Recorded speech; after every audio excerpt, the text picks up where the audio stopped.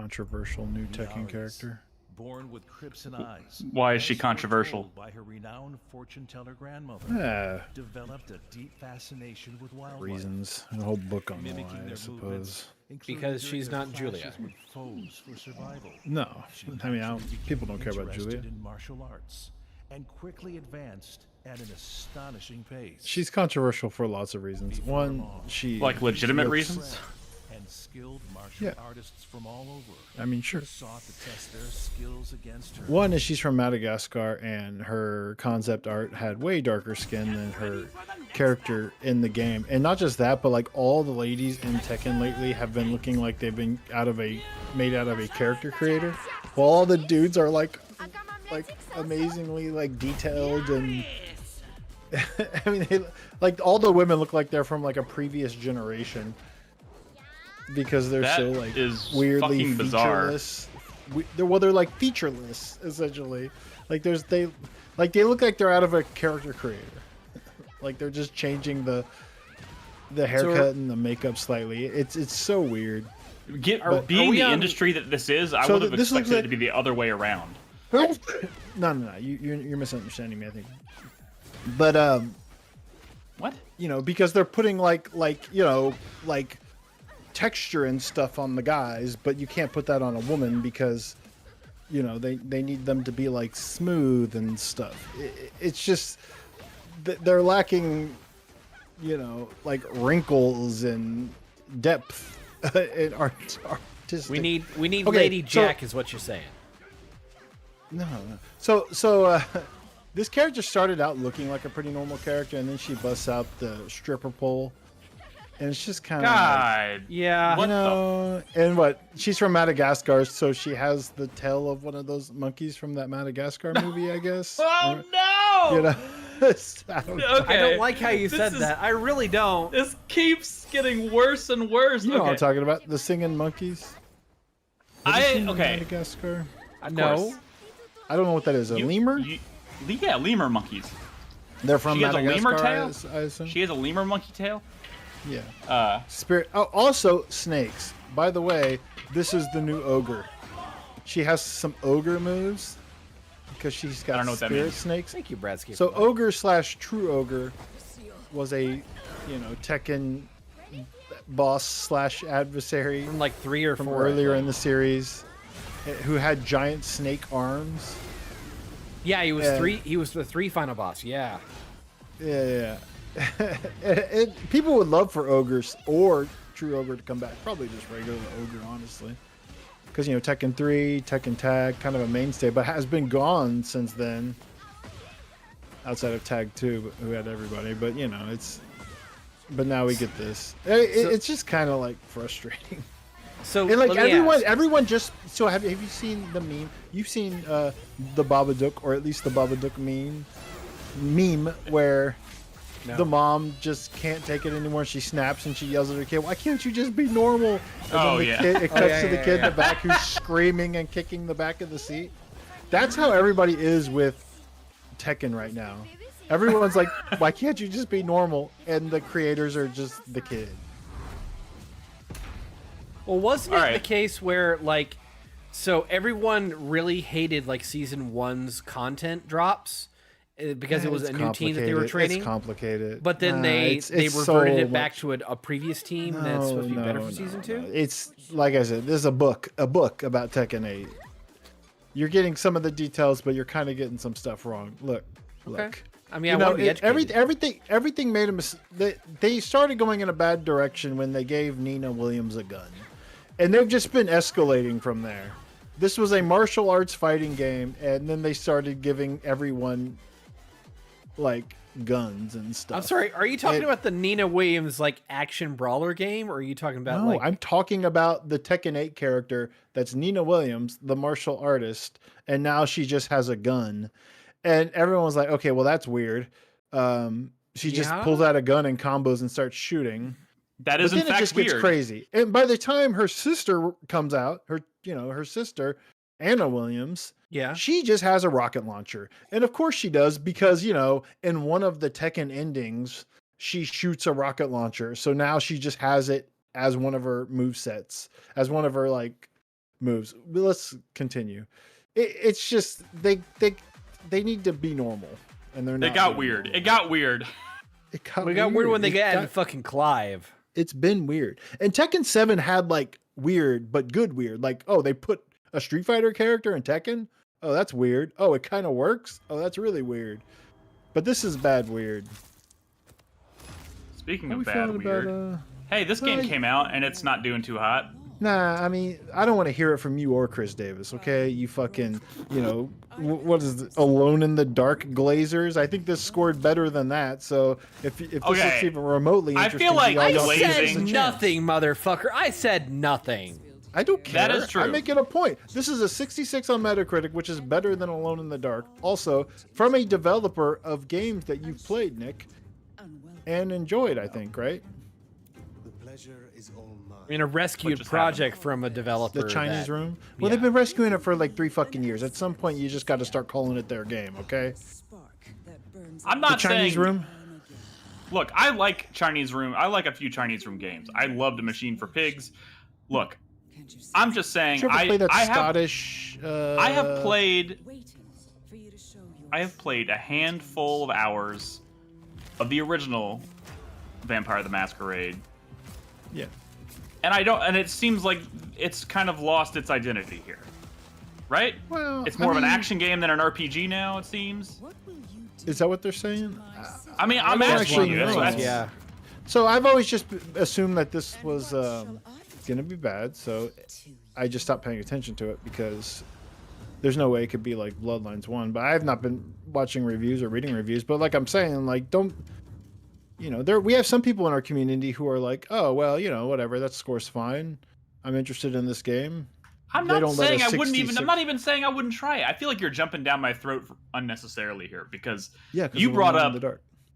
Yeah, why? Why? You're the one who brought up Alone in the Dark. That has nothing to do with this. Because I don't want y'all to be negative Nancy's about this score because I think y'all might find some You're a negative Nancy about so much shit. Let me be negative Nancy for a hot second. No, but I'm saying like you're not the negative Nancy, so you know. All I said was it's not doing so hot. We're talking about a sequel to one of the most praised RPGs of all time. Sure. I guess cult classics, whatever. Yeah. But like, it's a beloved game, and it's kind of tragic to see the sequel come out and not even come close to.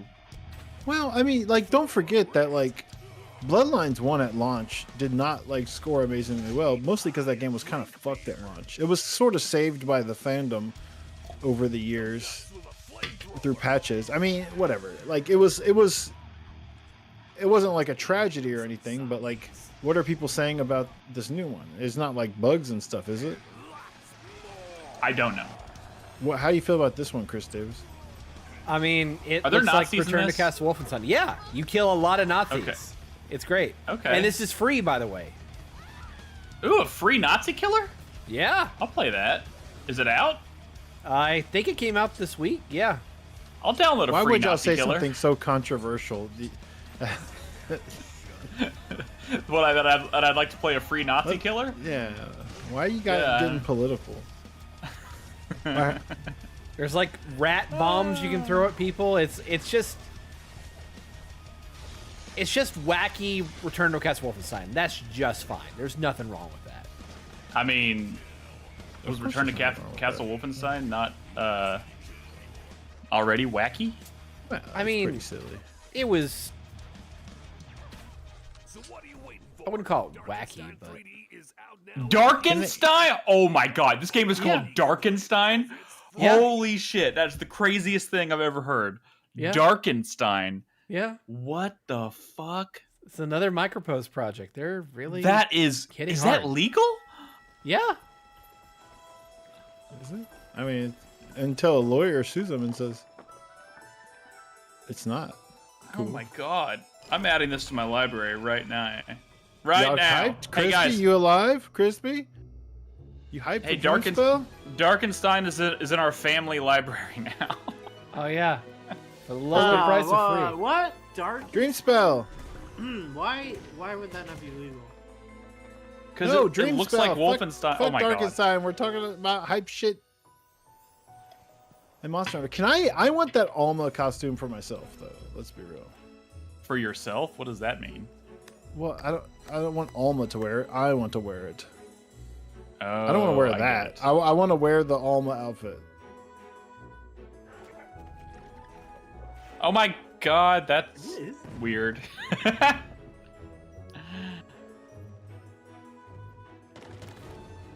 Ooh, that's cool. Cool seasonal event. Excited. I think Arch-Tempered Nudra's out.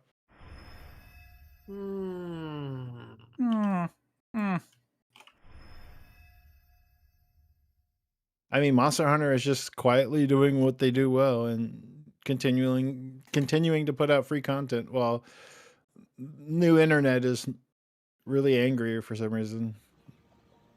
New internet? Yeah. What the fuck is Well, new internet? New gamers, new internet. I don't know. I'm coining something right now. Like You're new trying. money? The new money? We got it wrong. Neo gamers. Who is this new narrator? Look back. Latter day game. Wait, is that this still is- Jeff Goldblum? It is Yeah, Jeff Goldblum. Yeah. Oh god, he sounded different for a second. Okay. And now, He's getting I was older, like, man. no, but I was like, did they lose Jeff Goldblum money? Like, what's going on? I mean, he is kind of getting old, man. I'm just saying. I'm not commenting on how old he sounds. I'm just saying he sounded different. Like, I think didn't he's in his recognize him at 60s first. this point. I'm also trying to hear over y'all talking, so that's probably has a lot Yeah, to I do mean with that's it. the real problem. Jeff Goldblum is 73 years old. Good for him. I was just I did not joking know about this. his age. But he's a rich 73. shows us Yeah. who's Which makes him like 40, basically. He's like 60 maybe. I really, I kind of want to play this, even though I kind of basically. What's that at just skipped over the 85 on second one. OpenCritic right now? They finally started adding features that people have been begging for, like babies and custom islands and stuff. I mean, you could do custom loved islands that first before. game. You just didn't have these kind of like biome setups you could do. all I can say. No, not that. I'm saying like the random generator is new. Yeah. They've been begging for that. Yeah. It's getting a lot of the features that like their other park games have had, which is This good. I mean, is what it's- Evolution it's- 2 should have been. It's a normal trajectory for a series. Like, it's obvious. Like, yeah. This was a good a good fantasy critic pickup because like, well, I've been doing I tried to pick this up as my Karen replacement in Super League, but I didn't get it because I only had $2 and someone else spent $2. $2. Now, the very future. By the time they're like the people who are reviewing the third one, at that point you've probably like filtered out a lot of the normie critics who are gonna like score like the Jurassic Park builder a little bit lower, and you just have like the actual fans reviewing the game. So I clocked this one. I was doing pretty good. I wish I could have got it. No matter how many times I kill him, This one kind of ended up about where I expected, honestly. Master Ninja of the Raven Clan can send the Dark Dragon to his true grave. Low. But no Can you such turn this thing up as at all? answer the call. R.I.P. Itagaki. Yeah. That was sad. Yeah. Yep.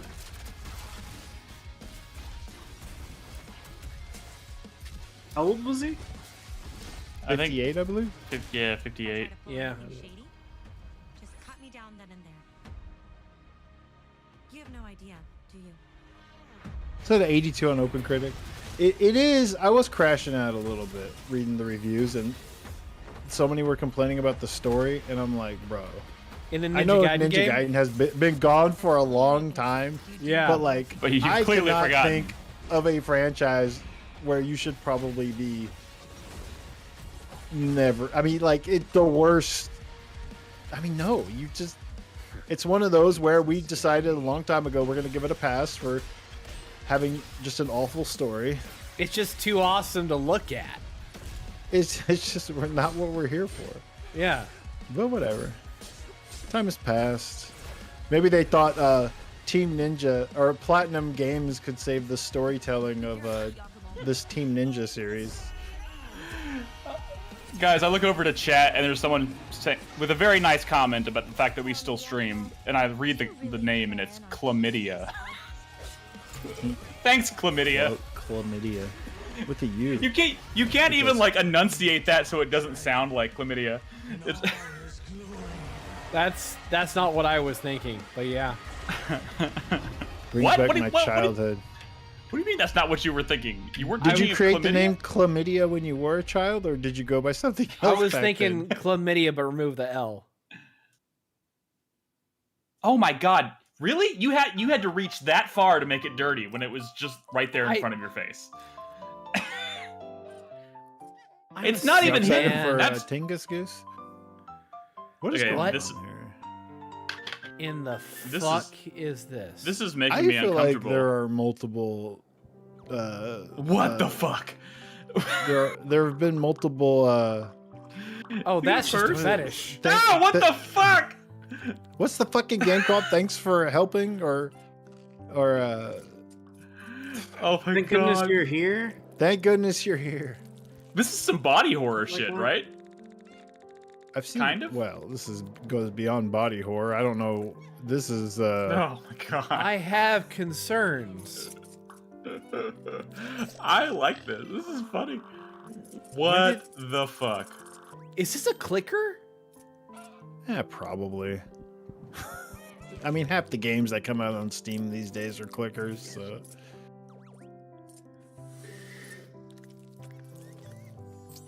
What?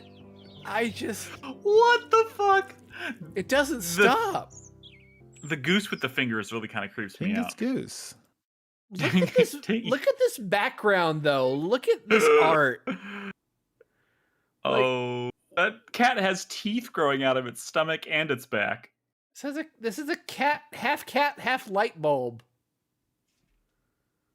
Like, Jesus, a duck toaster. Okay, that's kind of funny, but four-headed goose. I love it. An idle game. I'll play that. Ooh, an Accolades trailer. I have stuff to say about this game tonight. Like a good Accolades trailer. You're in New Game Plus right now? I am in New Game Plus. Are you in New Game Plus yet? What are these websites? 10 out of 10, my ass. Never heard of those websites. I'm not in New Game Plus, no. You gotta take the wins where you can find them. I've been doing like one session a week with this game. Oh man, I just went full hog on it over the weekend. Full hog? I don't think it's full hog. Full bore, maybe? Whole hog. Whole hog or full bore? Whole but I hog? don't think you could do full bore hog. or whole hog. Full hog? It's not one or the other. Yeah. Regardless, you know what I meant. So full for you. It's yeah, I don't know. I mean, I'm enjoying it enough when I'm playing it, but I kind of just I'm intimidated by the fact that they expect me to play it more when I'm finished. Yeah. And I'm gonna play it at least twice. At least twice. It's a lot. We'll talk about it. We'll talk about it. That's kind of the crux of what I want to talk about. At the end of the day, I think I'm pretty far in that first playthrough, but let's that's kind of the crux of what I want to talk about tonight. So we'll discuss that. When I'm not playing it, I'm not like clamoring to get back. I'm also playing a lot of really addictive games right now, and I wouldn't call a game like that addictive. Well, I don't feel like. I feel like addictive is kind of subjective. I don't know. Yeah. I mean, you're right in some point, but it's. I've also never generally refers to like. I've never described Silent Hill as addictive, but like Silent Hill 2 Remake sort of really got its hooks in me, and I couldn't put that one down. No, getting your hooks in you is not what I'm like being like enthralled and like, oh, I like a patron or I can't put it down.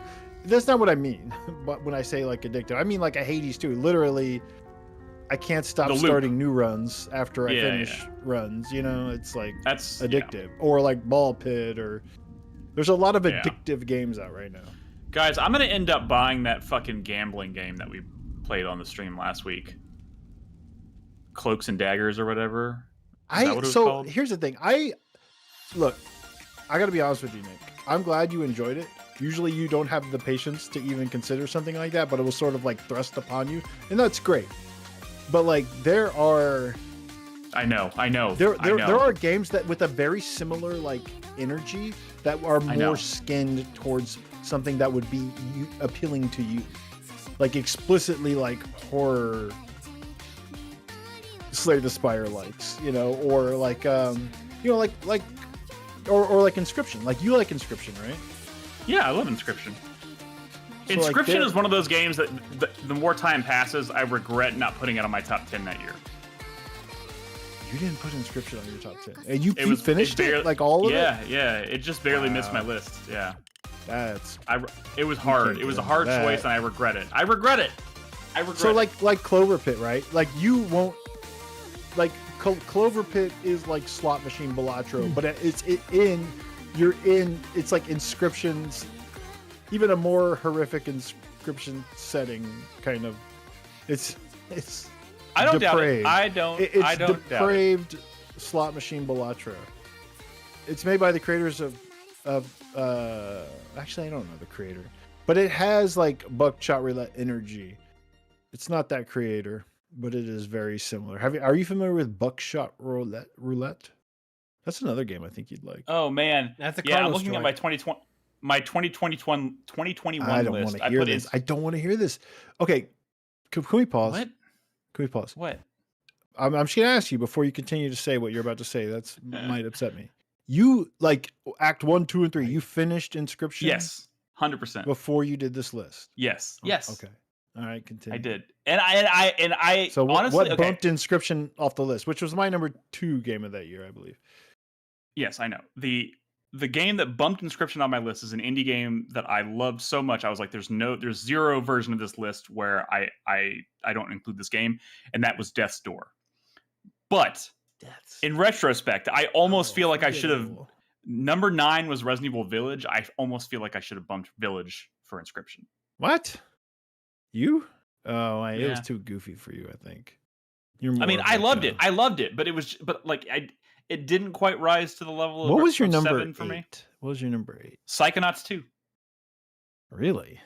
Yeah. Forgot you even played that. Speaking of which, Psychonauts 2, Mundawn. You know what? In retrospect, oh man, never mind. I found the weak link. Wait, pause it for a second. I found the weak link in my 2021 list. You just said it, Mundawn. No, definitely not Mundawn. That was fucking amazing. I put Halo Infinite on my list. What? Yeah. Oh man. Yeah. In its defense, Inscription. You brought Inscription. We gave you shit. I know.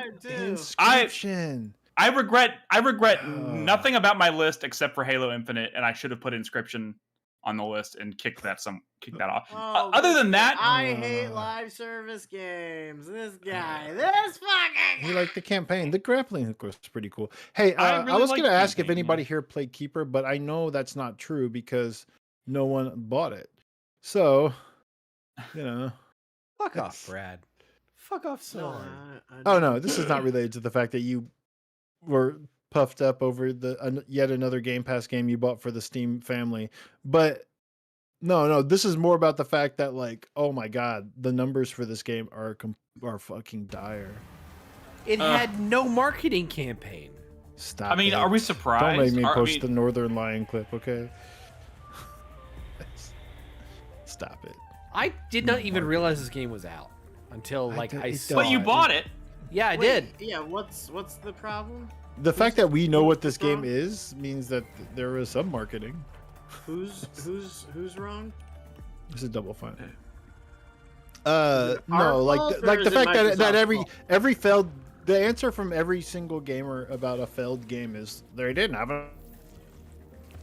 No one really understands, I think, what goes into like marketing a video game. But again, the fact that like we're watching trailers of it because the trailers were put in front of our fucking faces, and I mean, like fucking 50 million people watched SGF, and this trailer was featured like front and center. There means to say that it got more marketing than 99% of video games that release on Steam. So the fact that 150 people were playing on launch day on Steam, Well, that means 150. You know, I'm starting to. So this isn't a marketing problem. This is the game's bad problem. No, No, because no it's one reviewing knows really because how well. you have to play the game to know if it's good or bad. I'm saying, Well, if the game doesn't Like- get like in the no- door, it's not. like people were like, I don't want to play the Lighthouse game. I'm just gonna keep playing Battlefield or Hades or whatever, and that's fine. But like, it's just how fucking low the numbers were. It's scary, right? Because this is Double Fine. You know what didn't have 150 people playing on launch day? Hi-Fi Rush. It did far, far, far better. Let's check the concurrent Steam viewers or Steam players. Wait, pause. I want to for- watch this trailer. But I don't want to keep talking about Keeper while watching. All right, we'll pause. SteamDB Hi-Fi Rush. The critically acclaimed video game from Tango Gameworks that was shut We down. remember. I We all know. fucking remember. So the peak Thanks. the peak concurrent for Hi-Fi Rush is 6,100 players, like playing at the same time, which is not That's what concurrent means. it's it's not like amazing, but like that was a game that was like shadow dropped or whatever. And whatever. The studio was shut down. For Keeper, the latest Double Fine release, which by the way, it's been how many years since Psychonauts 2? You were looking at that list, right? 4 years. 4 years, yeah. 191 is the all-time peak concurrent on Steam. I mean, it's Which still is early. like, catastrophically low. That's real bad. Like Phil Spencer can't. I mean, you can't even laugh at that. That's sad. I wasn't planning on it. Were you planning on it? You gotta laugh at it. You have to, otherwise, you can't be a gamer, right? Because what the fuck? I don't. Okay. Okay. Okay. Sorry, It's just- Double Fine. It's just very dire. It's very dire. I hope whatever It's project not. Double they've Fine's also been dead for years. Like whatever. I mean, shut up, man. you shut up. You shut up. Like just let No, it go. you shut up. I mean, this is normal for Game Pass games. Bog Noise, you are not right. You are not right. This is not normal for Game Pass games. Go ahead. This game does look cool, by the way. When is this game coming out? Does it have a release date yet? So it's going to get a release date in 2 days. Do you think it'll be this year? I don't know. I think it's going to be. It could be this year, but I think it could be early next year. I wouldn't like draft it just yet, but Well, no, it I'm will get its definitely gonna date. wait. They did say they're going to announce the date in a couple of days. There's some showcase thing going on. But this is like BioShock, like connected world kind of stuff. This looks promising. Yeah, I'm fucking stoked. Are you ready for a sneak peek of what we are cooking here? Yes, I am ready. That was actually just a teaser for the trailer, and I could have, oops. Damn, October 28th. That's not in 2 days. That's in 7 days. That's in a week. I keep forgetting this is coming out. I thought it was 23rd, October 23rd. Is there any hype for this at all? I talked to a friend. What are you talking about? Dude, I talked to a friend a couple days ago who said this is his most anticipated game. Yeah, what Really? the fuck are you talking Yeah. about? I mean, I just bounced so hard off this. It's kind of hard for me to like feel anything Okay. for the sequel. I mean, I bounced off of it too, but I definitely am not gonna. I'm not gonna underestimate it. I think The Steam concurrent numbers, just because I'm already on SteamDB, for Outer Worlds 1 is 20,000 people. that's pretty good. and I think it'll probably be even higher for the sequel. People are pretty stoked. Yeah, and people are saying it looks promising and stuff. There's 20,000 people on this planet. No, not currently. That was the Outer Steam. World. That was the peak. Okay. Yeah. What is it right now? Crispy, there are 20,000 people right now. Right now playing.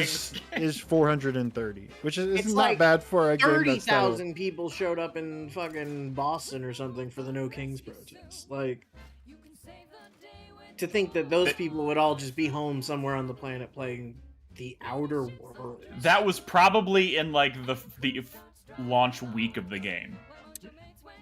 Yeah. or launch month. By the way, there's 863 people playing Outer Wilds. So get owned, Worlds. How many are playing Outer Wilds? Twice as many are 800. playing Outer Wilds right now versus Outer Worlds. Outer Wilds is a goat. Which, think about that. Put that into perspective when you're considering the fucking indie tax, where Outer Worlds is scored higher than Outer Wilds. What the Dude, it's just crazy to think there's 8 billion people on the planet, and like there's just somebody out there playing the most random bullshit right now. Did y'all see at the very end there? The list of platforms the game's coming out on? No. iPhone? What is he showing us? Why are you? What's with the dread? Just say what you. GameCube. It's BattleNet. BattleNet. Oh, but I they've thought been that putting was their dead. stuff on BattleNet. They've been putting. BattleNet? It's owned You by. thought BattleNet it's was owned by dead? Microsoft now. Do you know what BattleNet's used for? Yeah, that's the fucking launcher for Overwatch. But Yeah. Okay, all right. I just thought they'd stop putting games out on that. Okay. No, Nope. no, Nope. BattleNet's older than Xbox. I know. This is not a new game. You log into BattleNet to play Call of Duty. Also, and World of it's- Warcraft. It's how you play World of Warcraft, and they got like a big fucking expansion coming out. They're like, I get that, but I thought they weren't putting any other games out that Whatever. weren't Blizzard products. Hey, what? This is like coming to consoles or something. Yeah, Xbox and PS5. Yeah. I do highly But recommend this game. It is in our family library, right? This Isn't it? times resist. It is, yeah. It's coming to consoles. Let me see how many people are playing. Or what's That's the why it's all-time on peak here, because it's coming to consoles. It's a new trailer, bitch. It's a new trailer. It's a The new trailer for a game he really loves. Ah, My space lesbian yes. game. Crispy's feeling spunky tonight. I like it. Someone asked him to play it once, so he's like, Yeah, so I'd I'm like, rather. fuck you. How Yeah. dare you? How dare you? How dare you impugn By the way- upon my consciousness with your suggestions? This game does have a higher all-time peak than the new Double Fine game, so. So it might be worth it. Okay. I feel like 90% of the games that you just randomly tried to plug into that right now would have a higher peak than Keeper. Like, name a game, because I'm trying to do it for emphasis. I want y'all to understand just Death's how Door, much of a Death's failure, Door. how much of a failure Keeper is. The new Double Death's Fine Door. game. Okay. I would totally rather play this than Keeper, though, just based on the trailers. Yeah, Keeper looks fucking boring. Look, I love Tim And I do Schafer have this- and Psychonauts, but like, and you know what? It's like a Sword of the Sea. I'm sure it's gonna be beautiful, and I'm sure it's gonna be emotional because of the music or something. I don't fucking know, but like, you know, Give me the number, Brad. I want the number. the for Death's all-time Door. peak for Death's Door is 3,740. Keeper is 109. What did I say? 200 people. 150 or something. 190. There's 85 people playing Death's Door right now. Dang, those 85 people have taste. Like, and there's 67 people playing Keeper. I can't stress enough, this game just came out. It was published by Microsoft. It was featured in their big fucking showcase this summer. It is made by Double Fine. 67 people playing this game that just came out. Brad, And people are like, try. It wasn't marketed. Death's Door was marketed so much better, which is why all these years later, more people are playing Death's Door. I know Pacific marketing. Drive. My daddy Brad. works in marketing. Pacific Drive. You can't tell me something that's going to be even close. Is this Street The- Fighter? Yes, the all-time concurrent for 18,500 people played Pacific Drive at the same time. Damn, that's actually really impressive. There's 644 people playing it right now. How about Visage? Okay, well, I thought That we made one's the got. point. I know, but I'm just. You got me going. Just last one. Last one. I'm Okay, curious. Visage. I mean, but this is like PewDiePie slop, so I'm sure. I know. Okay, 1,178 people, all-time peak. That's pretty good for that kind of No, game. you're absolutely. It's not like a tragedy, like the new Double Fine game.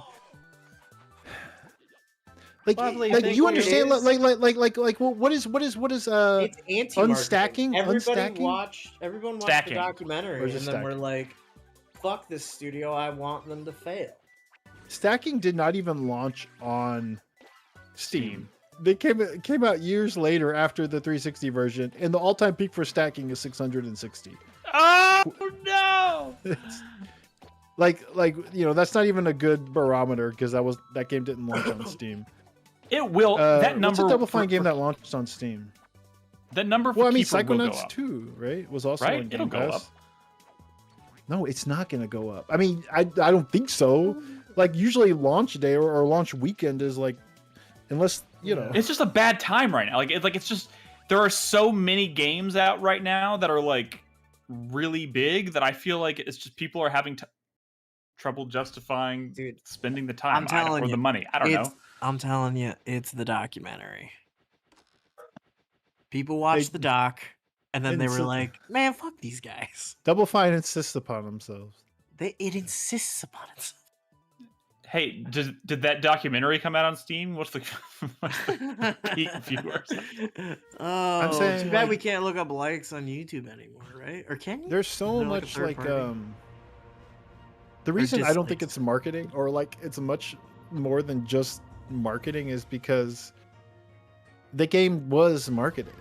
It was, if you turn on your fucking Xbox, I'm sure there's like a fucking thumbnail. Those things only advertise to you these days, like every other fucking platform. So what am I saying? I'm saying, I don't know. I'm saying it's a big ass fucking failure. No one wanted to buy it, I guess. I mean, we all knew about it. And I mean, I didn't buy it. I think Chris Davis did, but I don't think he played it for our podcast, which is unhinged. It was a pity purchase. I don't know. That's mean. That sounds mean. You're still talking about Keeper? Yeah. What do you think we've been talking about this whole time? I haven't had time to play anything over the past week. All right, we're done here. All right, let's He's start. Been having this a bit of a week. Let's talk about video games. I'm ready. I'm gonna. See that big beanbag back there? He was chilling, eating pastrami. God, if only I had pastrami right now. Oh God, I'd be so fucking fat. Wait, sorry, I came back and all I heard was crispy. All I heard, I came back, I unmuted, and all I heard was Chris Davis say "fucking fat," and I have no idea what the context was. I'm trying to think of like. Brad was saying that I was doing nothing but eating pastrami instead of playing video games. Dude, remember Horizon's Gate? The all-time peak for Horizon's Gate was 396. That's pretty. What? 396 for Horizon's Gate. I'm trying to think of like some Brad shit that like, no one on the planet has heard of. That only Brad plays. Yeah. It's oh yeah.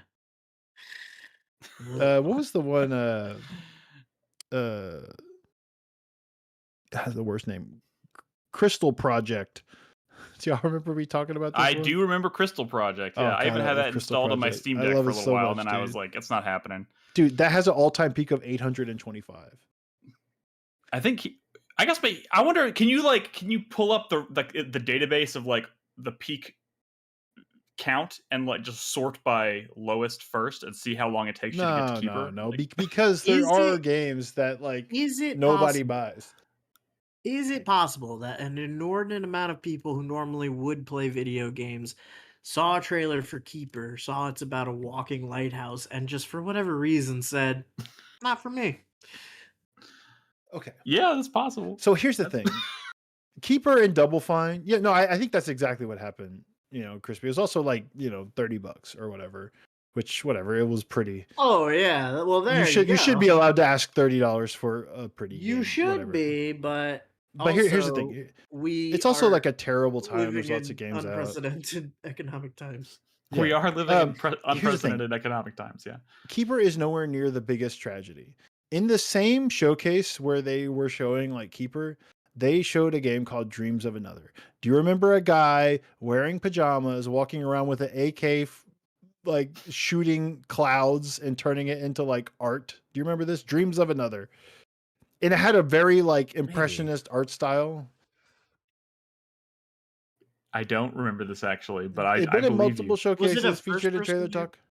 Dreams of Another. It's by Q Games, makers of the Pixel Junk series. They did. You remember Tomorrow Children with that was like weirdly. I remember that one. But you know the Pixel Junk games, Pixel Junk Monsters, Pixel Junk I remember Eden, this. Pixel Junk. Yeah. You know, Shooter, Pixel Junk Shooter. Those games are great. Back in the 360 PS3 era. Reviews. It doesn't. Dude, even listen. have Listen. This game also came out recently. It was featured in these showcases, these Keeley things, at least one of them. Dreams of Another, a 3-dimensional game from the creators of the Pixel Junk series. All-time peak of 8 players. There is one person playing it right now. It could be worse. It could be worse. It has an all-time peak of 8, and there is still one person right now playing it. Yeah, and it came out. That seems even crazier. Like, that's crazy. It came out this month in October. Is it any good? Zero skies. No one fucking knows. There's 20 people who've ever played this game. Well, that's not true. Okay, there are but more. That's gotta be like in the neighborhood, and the fact that there is one person right now at the moment where we just happen to be talking somewhere in the about world playing it. It could be the developer, like literally just looking for bugs or something. Yeah, like no, someone just has like games running on computers in like a server farm somewhere, right? Like this isn't real. Here's the crazy part. The thing I struggle with that makes me kind of like get punchy is people like try to justify it. There's no justifying 8 players. Like there's no like that. You can't even. But here's the thing. On OpenCritic, there are 28 reviews for Dreams of Another. I think more professional critics played this game than non-critics. So people who were given the game for free played it, and yeah. nobody else. And do you know what that's called when a publisher gives? It's called fucking money marketing. Laundering. It's called marketing. That's what that is. But if the game was never actually on sale, but they wanted to claim that they made millions of dollars off of publishing the game, that's like how you would launder a bunch of drug money, right? Or like human trafficking money. Okay, we need to start this podcast. It's funny you say that because Q Games has been putting out bombs on this level. Speaking of human trafficking, for years now. This is the plot of the producers. This is Springtime for Hitler. Like they're trying to make a game that nobody's that interested in. This is not even their most put him in pajamas. Game. Give him a gun.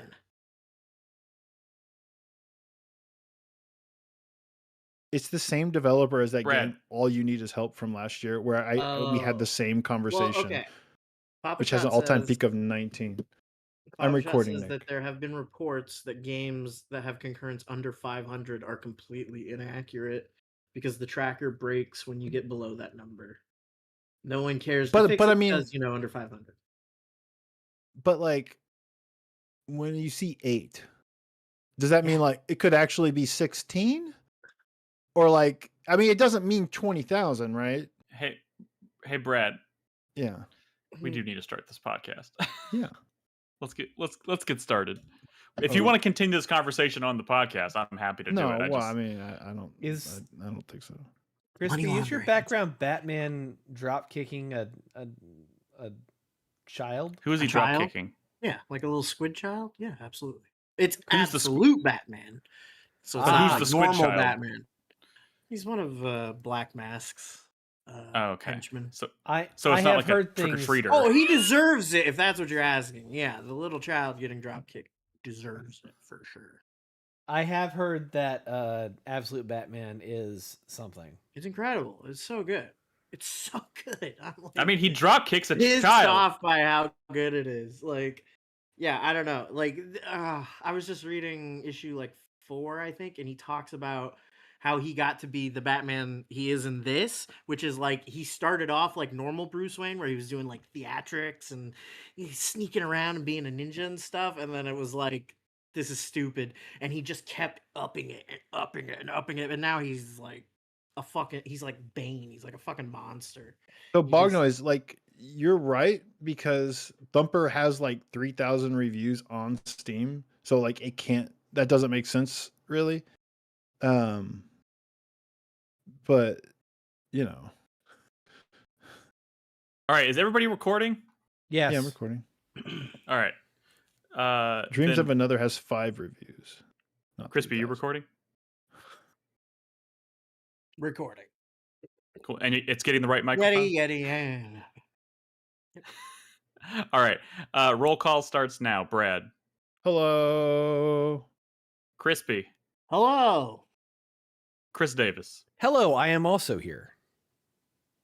Wonderful. Hey, everyone. Welcome to 4Player Podcast. This is episode 852. It is October 21st, 2025, 10 days till Halloween. I'm your host, Nick Henderson, joined by Brad Simons. Hello. In the midst of spooky season. Are you having a good spooky season, Brad? I know you're a big Halloween person. Yeah, okay. Yeah? You know. Yeah. Yeah. We went to Pumpkin Nights again, but it was like the exact same as it was 2 years ago. Oh, No, okay. I We mentioned talked it. about this last week. Or the I last watched show. Heebie-Jeebie TV per Carlos recommendation. Strong Carlos recommendation. It is a Tubi exclusive or Tubi original. Sorry, Tubi original. Heebie. I don't even know what Tubi is. You don't know what It's just Tubi is? It's for poors, Nick. You wouldn't understand. Although, like, ironically, like the whole like you turn on Tubi and you will see like so many more movies that like you know and love that you don't see on these apps that you pay so much money for, and you watch just as many fucking ads. As well as I said the most selection. innocent. I said the most innocent thing, and Brad turned it into made You it were about insulting we don't Tubi. have, No! like, we don't have like movie undergrounds or stuff anymore like we used to, like in the 70s or 80s. Like there's not as much of an underground scene, but like the weird shit that people find and post about from Tubi is like maybe the closest in modern American culture. So to, like, y'all can bookmark it, watch the trailer for it, whatever. Heebie-Jeebie TV, like the heebie-jeebies. This is giving I me the just Googled heebie-jeebies. it and I can't It's find it. HEBGB TV, and it's wild. I think it the is biggest a problem Tubi is banger for sure. a Tubi banger. Look, I was just trying to make a comment more about just the sheer number of streaming services there are to keep up with these days. Not that there was anything wrong with Tubi. Yeah, but Tubi's been around for like forever. It's not like a new one. You know, I'm watching a show on MGM Plus right now. Like what? I'm watching From. I knew it. I was about to say From. That motherfucker is watching From. It's good. It's good. It's so stupid. It is just it's so good. Whatever. Is anybody watching The Chair? It's fine. You must not be very far. No, I'm at the end of the first season. Okay. Yeah. Yeah. Hey, okay, look, I haven't even finished his introduction. Crispy's joining us. Hello, Crispy. How are you doing? Oh, sorry. Hey, what's up? Ooh, spooky. Imagine someone listening and not knowing who we are at this point. Hey, shut the fuck up. Chris Davis. Chris Davis. There's get a word in. I'm here also. I'm speaking to the microphone. Oh God. HEB, that's a lot to drink at this time. Like, I don't even care what that is. That's just a lot of liquid. You're going to wake up needing to pee. No, never had that problem. Bullshit. You don't ever wake up in the middle of the night needing to Bitch, pee? you're 40. No? You have to pee at least twice in the middle of the night, right? Or is that just Not me? yet. Well, maybe not twice. Not Well, you yet. are drinking coffee at night, Nick. That's definitely going to make you pee. I am drinking coffee at night. But I don't know. Hey, look, There's a I just lot of wanna ice in share. this. I just want to share. I had like one of the most amazing productive weekends this past weekend. And by productive, I mean I did nothing of import. I watched 5 movies. I beat a video game. I played like 6 hours of another video game. I started a new TV series. It was just I went to a theater to watch a movie. Like it was just you need to What play did baby you see in steps. theater? I saw Black Phone 2 on Sunday. Oh, how was that? That's a movie Dude. that like I've seen a trailer for. Same thing with the first one. I'm like, they only made this movie for Nick. I like never want to watch. No. Dude, listen. I was not like the biggest fan of the first one. I don't even know if I would say I'm the biggest fan of the second one.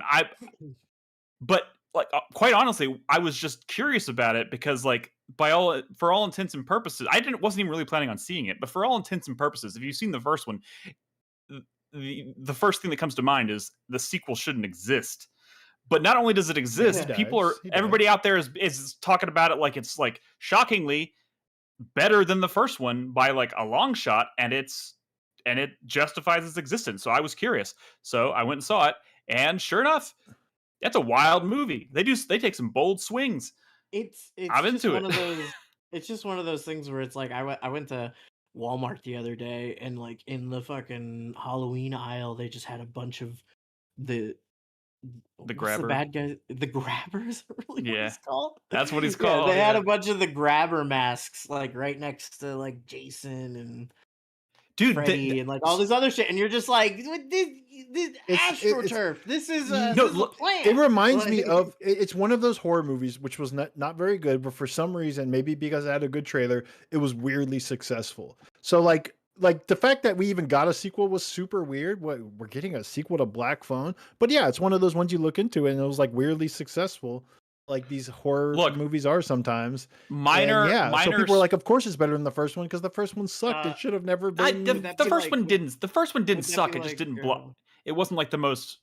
It wasn't incredible or anything, but it was fine. It did its job, and I didn't think about it much afterwards. Whatever. There's plenty of horror movies that I like and then move on very quickly from. I'm not mad about it. I like Ethan Hawke. Like, good for him. Dude, Ethan Hawke's great as well. And you it's sad can't see that Ethan Hawke in this movie. Like, there is no part of He it. never takes it off. Never takes it He off. does, but like even when he takes it off, Oh, you you can't see him. mean figuratively? They got Ethan Hawke back for this one.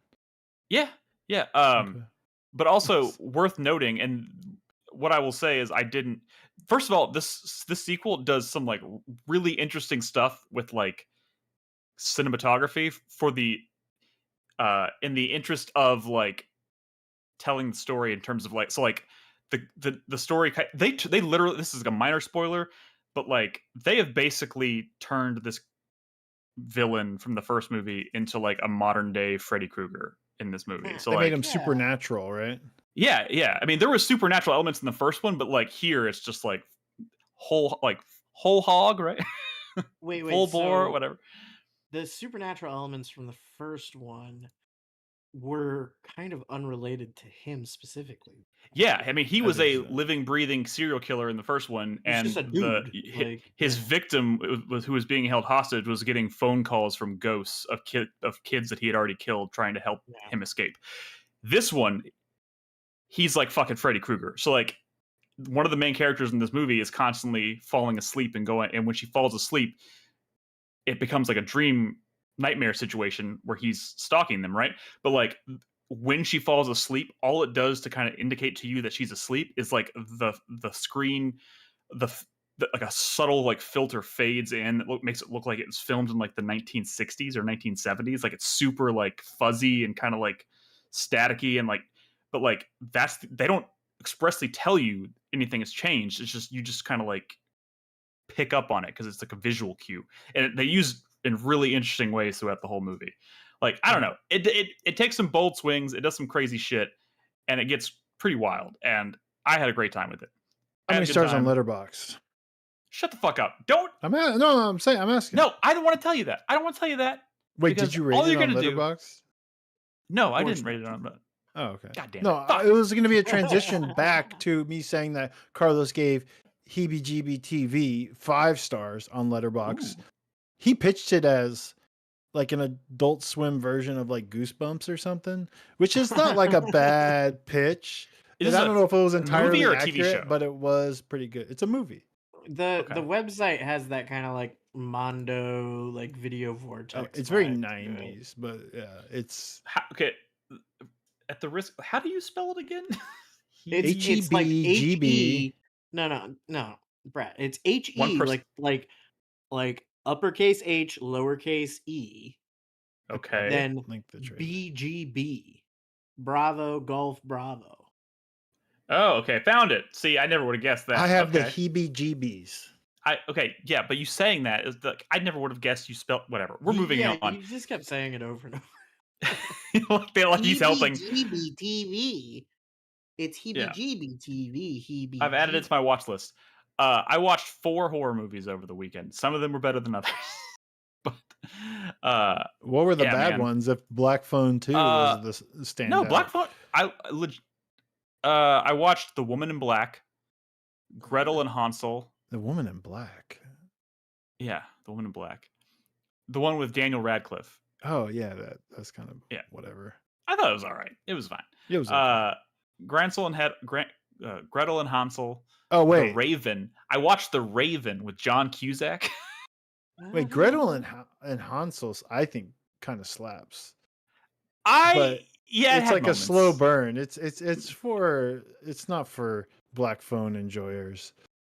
Dude, you are the worst. The literal fucking It's all worst. he has. It's all he has. Yeah, it's Nick. all I have. It's really, yeah. I also That's an Oz Perkins joint. It's an Oz yes, Perkins it's an Osgood joint. Perkins, and he's got another one coming out next month The called monkey? Keeper. I think it's what it's called. Keeper. Don't say Keeper. Let's hope it's not Keeper. It is called Keeper. Oh no. Yeah, that's actually maybe really funny. Double Fine can sue and get a little bit of money. I've got tickets to I've got tickets to see Shelby Oaks on Saturday. So Shelby Oaks? It's the new it's new footage, kind of Blair Witchy looking shit.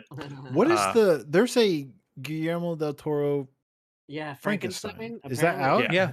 Who watched that? No, it comes out first week of November. Yeah. Oh, okay. The reviews have been good though. Yeah. Look, also, I set out. Ginger snaps. I was challenging myself to try and watch a bunch of horror movies this month, and I'm making pretty good progress. But I also canceled my Hulu and HBO subscription during the whole Jimmy Kimmel thing, and I was like, I'm not just going to renew it immediately. So like, those are the two streaming services that I probably use the most. Shudder is probably. I canceled Shudder like a year ago because I almost never used it. I know. You sub to Shudder in October and you stop subbing and you wait a year and you do it again. That's a good point. That's a good point. That's what probably 90% of Shudder users do. That's a good point. That's a good fucking I watched point. some horror movies too, okay? Let's do it. Let's hear it.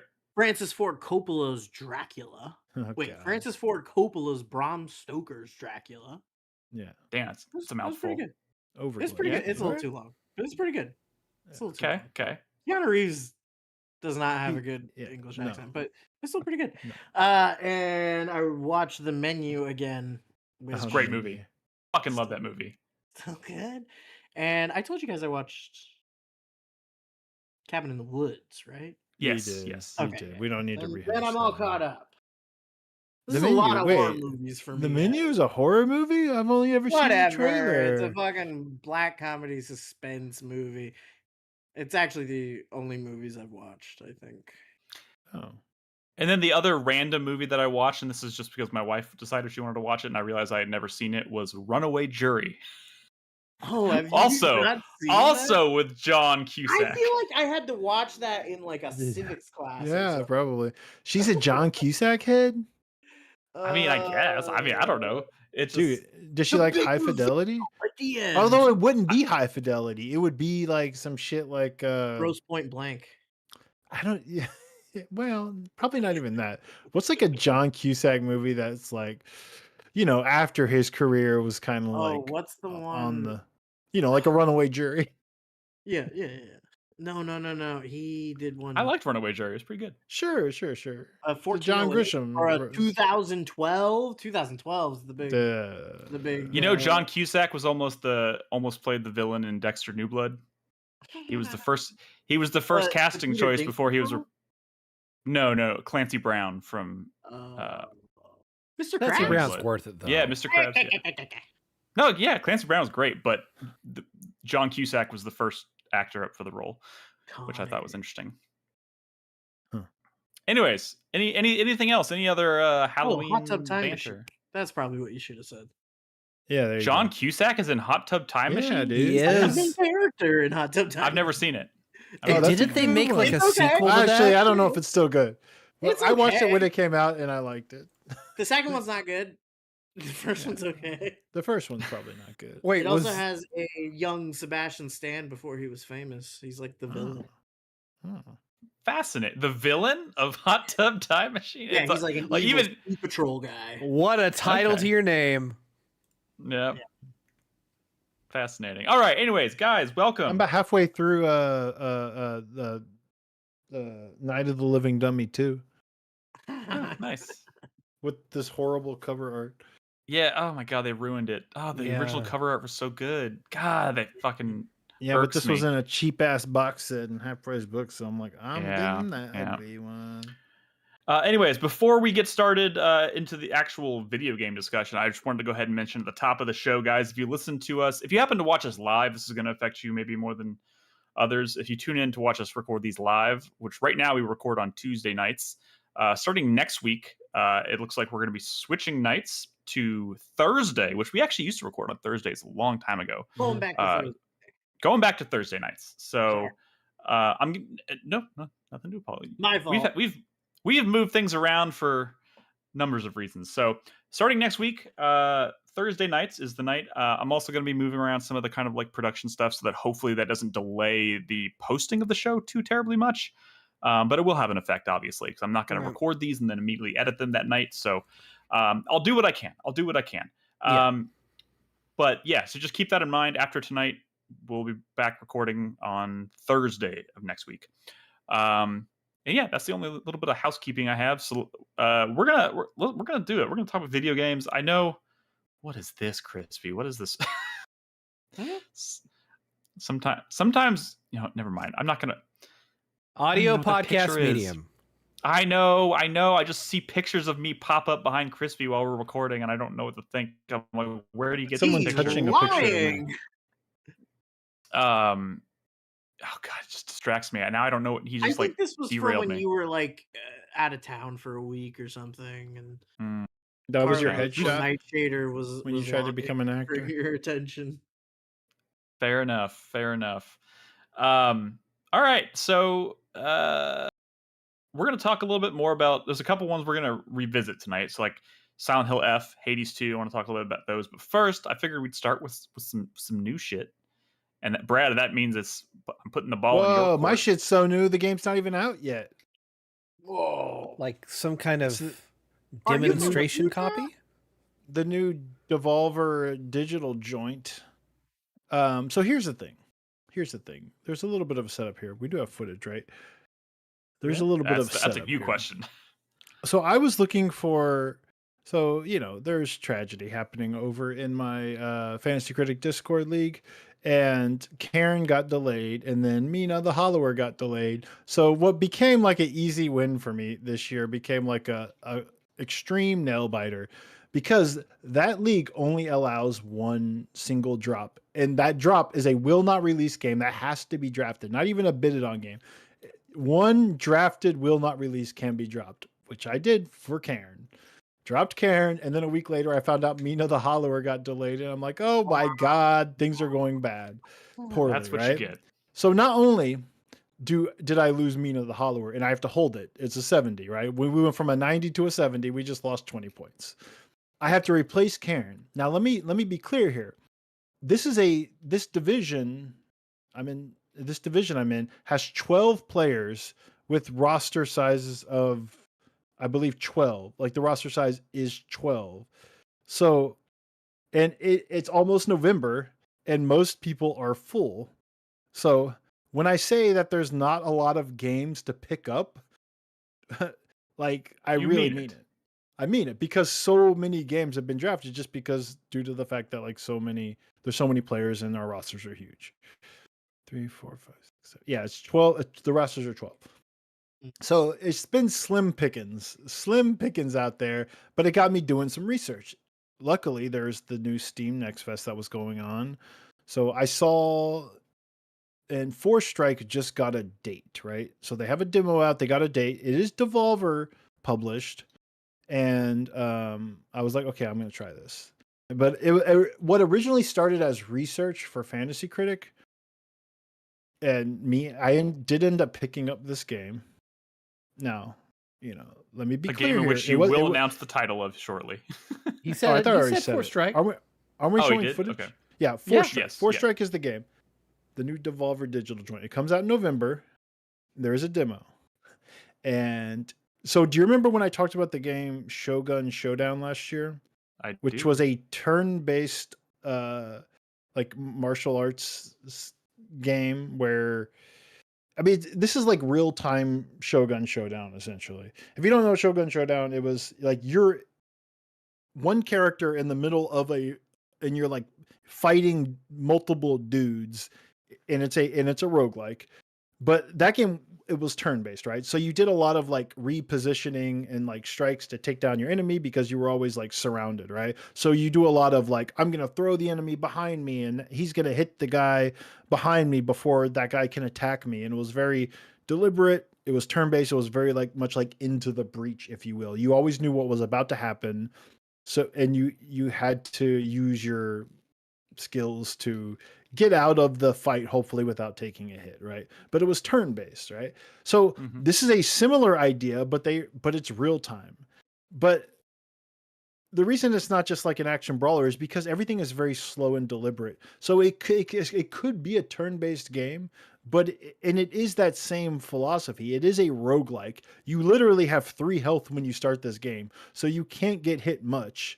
But it's all about like doing these moves, like getting enemies to like hit each other. You're like catching weapons out of the air and like throwing them back. Kind of the same things you were doing in Shogun and Showdown, but it's in real time, which obviously makes it harder. Now, the thing to know is that combat is very slow and it's very deliberate, right? And importantly, it's very consistent. So like the enemy's always going to react the exact same way depending on like what you do. Like when you start a fight, the enemy's always going to like that enemy's always going to like move in on you first. And as soon as you like do any sort of like kick or punch, he's always going to react the same way. The reason this works is because you use your Forestrike ability, which is you have the ability to replay the fight as many times as you want until you perfect it. So I'm like, well, how do I take out these 4 dudes? I have so 3 it's a game of like you're memorizing their attack patterns. Well, so it's not memorizing because they're not attack patterns. Every enemy is like consistently going to do the same thing, just like an Into the Breach. Like this enemy always does this attack. When I hit this enemy, he's always going to react this way. This enemy has a guard. This enemy can dodge. Like it's consistent. Like you know the enemy types. You know exactly how they react to what you're doing. They're consistent, right? So patterns is not what the right word. Basically, what I'm saying is you play it multiple times. You learn how each one reacts and behaves. Yes. So that when you perfect it, it becomes like it looks like it's choreographed. Like you're just choreographed essentially. But here's the thing: you can practice the fight as many times as you want. But when you decide you want to start the fight, you have 1 fucking chance. So you might have the like, I'm going to do this, this, and this in your head, like fucking Sherlock or whatever. But when you hit the button to commit to actually start the fight, that's it. So and you have 3 health and that's your entire run. This is a roguelike multi-act game like fucking Slay the Spire. So if you fuck up your fight, that's it. But again, you could practice as much as you want, but it becomes like, I really got to get this down. Fuck it. I think I got it. I'm ready. And what this leads to is like, oh shit, I threw my punch too soon. I need to improvise. So like improvising when the stakes are like through the roof after you've planned the fight out like 10 times prior is a crazy feeling. And sometimes it leads to like me losing runs because I choked, because I got nervous and choked and fucked up my plan. And sometimes it leads to like, oh shit, I'm just going to like pick this up and throw it at this guy and hope this works. And yeah, and you know, you'll still come out on top. Maybe you'll take 2 damage of health, but now that might mean next time you're in a store, you're buying health instead of like an upgrade of like a new skill. And that's a cool tension. Like it's a neat idea to like take a real-time game and like approach it this way because it's slow, because it's deliberate, because it's consistent. Like it becomes puzzle like. It's like even when you're practicing the fight over and over again, it's not just like you're practicing to get good at it. You're practicing it, you're just trying to figure it out. Like how the hell do me with 2 health and like 1 dodge handle all the shit that's being thrown at me right now? And it's a lot of shit. As you get further in the run, there's like dudes just throwing fucking spears at you and shit and like shielded guys and like it seems like a lot, but that's what it is. You replay the fight till you figure it out, then you got to execute. It's a cool idea. And there's roguelike elements, right? And there's also like different martial arts school. It's crazy that this demo has like, you can play 2 full acts of this roguelike, which I think is a 4-act roguelike, as many times as you want. There are I think in the final version there's 5 unlockable like martial arts styles, you're playing the same character, but there's different martial arts masters that you unlock as you play the roguelike. You can unlock 2 more martial arts styles in the demo. So like there's Jesus. so much content in this demo. I have like 7 hours played on this demo. I played like 90 minutes before I picked it up in Fantasy Critic, and I just kept going because it was really fun and I really wanted to like be successful. And like the schools are like pretty distinct. Like so like the Leaf, I believe right now I'm kind of like my martial arts master is like of the Leaf school, and it's all about like misdirection, like like turning the enemies around and getting them to like hit themselves and stuff. And you get cool. like a like the Naruto like replacement jutsu, right? Like you have y'all know what that is. Crispy knows what that is at least. Don't look at me. I'm not the Naruto guy. Where you get attacked and you're actually, it's a log and Naruto's behind you. You're muted, Crispy. But yeah, the replacement substitution jutsu, yeah. And you have that in this game, except you can you get like a substitution stick, and you can like throw it at an enemy, and like there's like a leaf connection to him, and now next time you get hit, you replace positions with him, and that other guy gets hit. So like you're puzzling out these fights, perfecting them, and then trying to execute on them. Like there's a lot of neat ideas. There's a lot of cool martial arts like maneuvers, like a lot of like cool, like they're all like kind of Naruto, like over the top stuff that you're getting, but like it's fun things to unlock in a roguelike. I will say, after playing as much as I have, I'm a little more nervous because I don't think like this game's gonna like score off the charts, even though I've been having a lot of fun and I got a little addicted to it. Like there are definitely some balance issues, like and it's a little bit messy. Like the upgrades kind of don't make sense sometimes. Like they don't seem like, there are some skills where like, so if you play Slay the Spire and you upgrade something, it becomes strictly better in 99.999% of the cases, right? There's some times where maybe you don't want to upgrade a card, but always it's because that card is getting better and more powerful. In this game, sometimes they do that, and sometimes it just kind of completely changes the effect, which is a weird choice for a roguelike because it just seems messy. It doesn't make sense, especially when there's some skills and the things you can pick up in the shop that would like give you like a random ability and like, or like a random upgrade. And like, dude, I don't want a random upgrade because I might upgrade that skill that completely changes it into something else, which doesn't gel well with my current fighting style. It is really cool. There's a lot of like there's some sauce here for sure. And they do like, they make it really easy to like share fights and stuff. And like, upload them to like, Discord and all that stuff. And it's cool going into their Discord and just like watching people's like cool fights, because it's very, you can have very like Spelunky style results where like one good or like where one can go like really poorly, or like, all the enemy like falls into a hole at the same time because shit just happens. And like, like this is the kind of martial arts game where like, I have a weapon, but I need it to kill the guy behind the dude that is in front of me right now because I'm scared of that guy. So I'm going to throw my weapon up into the air because it has like a 2-hit durability. So I can like dispatch the dude in front of me and then catch it before I like, throw it at the guy I'm trying to use the weapon for. That's pretty cool, actually. It's cool, but if you mistime it, because I don't know, you've committed to the fight and you're nervous, now it hits you in the head, you take a point of damage, and the dude in front of you just knocks you out. And it's like, oh shit, I fucked this up. And now you're scrambling. So it's comedy too. Yeah, no, absolutely. There's like a Jackie Chan style like martial arts comedy to this game, absolutely. It's Fantasy Critic pickup. So that's what I'm saying. After 90 minutes, it seemed like a strong pickup. After 7 hours, I would probably steer clear for Fantasy Critic if you're looking for something over an 80. I think this is probably going to end up in like the high 70s, which has me worried for Super League, which has come down to the wire. Like basically everyone's decided that, Brad, you need to pick up like probably like a 78 to win this. And I think I have maybe like a 76 to a 78 now, and I'm terrified. Assuming this even gets enough reviews, which I assume it will because it's Devolver That's a big published. if. it's Devolver published, right? So yeah, probably they're fine. going to send out codes. Yeah, they'll It send might out. take a couple days. We'll see. I mean, it is crazy because this season for games has been so insane. Fucking with, like, bananas, I think is the It's word you're been looking bananas. Absolutely bananas is the word that When I does was this not come looking out? for, but you're 7. This comes out in November, sometime in November. How dare you? Yeah. Sorry. It's cool. It's cool. It definitely, like, there's a demo. Try the demo. It definitely has some, aura, as the kids say. It's neat.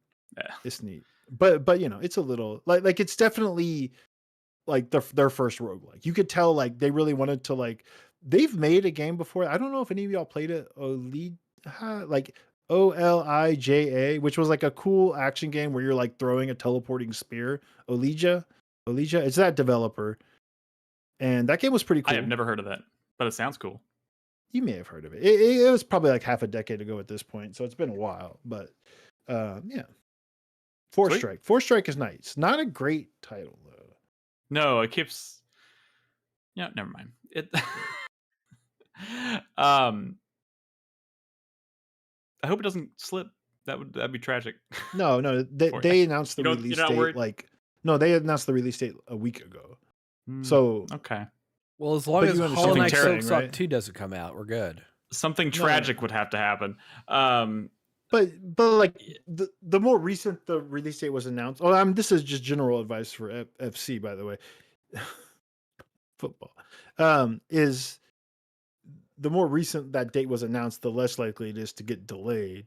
Like what you have to worry about is like another game. Did it get picked up? That game Constance in our league? I don't know. There's this game Constance that looks really cool. It's like Silk Song with a paintbrush. Carlos it looks has really. Oh yeah, that's right. He did pick it up. It's like a Hollow Knight like, but she has a paintbrush in it. There's also a demo for that, and it's pretty fun, right? But it has a November date, but it got that date in June. And that to me is like this has That's a gamble. real risk of delay. It's a gamble. Yeah, you got to do your research. All right. I wish I had a better transition for this, but I don't. I don't know, whatever. Not a single person in chat spoke a word when I was talking about Forestrike. So this is the nature of I think this is going to be a keeper. podcasting. It's going to be a keeper.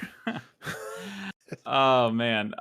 So I want to revisit Silent Hill for a second because I played a bunch of Silent Hill F since we last spoke about it. I finished my first playthrough of it, and last time we spoke about it, Brad, you had started it. I had kind of barely scratched the surface of it, and we had kind of alluded to the kind of like the secret weapon that this game has that we weren't equipped to talk about at the time, which was that it kind of takes a play out of Nier's handbook in terms of how it handles New Game Plus and like the story and stuff. I don't actually know what that means. So are you gonna like briefly talk about that? Like, yeah, I'm sure it's spoilery, but I'm not gonna spoil anything. It's not just multiple endings, right? Like other Silent Hill games, like they're okay, right. And so what I will just kind of on a general level, what I will say now that I have finished my first run of this game, and I think it's worth noting because you know me, I'm a big Silent Hill person. I'm one of the long time. I have love for the series, even the ones that lots of people hate. But it's also been one of those series that's been like tragically like dead for years, right? And everybody hates Konami. And last year, everybody was like super skeptical about the big revival of Silent Hill that Konami was planning, probably because that Silent Hill Ascension thing was really fucking weird, and then the short message, that short like free game they released for it was not very good. That everyone hated. Yeah. So like it was weird, and then Silent Hill 2 remake came out, and it blew everybody away. It blew me away. I now consider that my favorite entry in the entire series. Of course, that is of course saying that because it's building on the foundation, the skeleton of the greatest entry in the series, the original Silent Hill 2, obviously, but that's a different story. So like, no, it's the same story. Right. Well, yes, quite literally, it's the same story. But this was this was like maybe the first real litmus test, because it's the first like kind of normal single player mainline entry in the franchise, original entry in the franchise by a new developer, and we've talked about this many times. Neo That's the Bars thing, Entertainment, they're not a not lot new. of well, not new, but like they don't have a lot of. They don't have a. I don't want to They say do they a have lot a of good multiplayer reputation. contract work. They don't have a lot their of track there's not a- record was bad. Their pedigree. Their track record, their pedigree. Thank you. Their pedigree is not exactly something that inspires faith. Yeah, they did bad multiplayer Resident Evil games. Correct. And now they have Modes. done a mainline entry in Silent Hill. Yeah, and but like I don't mean to interrupt you, but we've done the setup for this before because we've talked about it before. I kind of want to know what your like late game thoughts. Fuck, I'm getting there. Just give me. Okay. I just wanted to get this out because for me it's a big deal because this game, even after finishing the first playthrough, which admittedly is not the entire picture, which is what I'm going to talk about in a second. Can I say the last time we talked about this is when I mentioned all this Nier stuff and multiple playthroughs, you almost seemed a little like, I don't know if I'm going to do all that. So I wasn't sure. Things are different now? Things are different now? 100%. Is it really like Nier, though? I thought it just had different endings. No, okay, it's not. Look, okay, so just that, Crispy. All right. Since clearly y'all want to talk about that aspect, I'll jump there. I'll jump ahead. Yeah. The way this game handles the Nier stuff, quote unquote, the way the story unfolds, which by the way, we've mentioned it before, but they one of the main things that kind of like really elevated this game is they hired this like famed Japanese writer. I can't remember his name. I can't remember how to say it. I think Ryukishi 7. Ryukishi 7. Thank you. You went to Chris Davis. Come on. I knew one of y'all would know it. Oh. Famed Japanese writer, horror Made writer Higurashi to do the story. Yeah, to do the story, and that stuff works really well. When you play through this game, by the time it ends, it is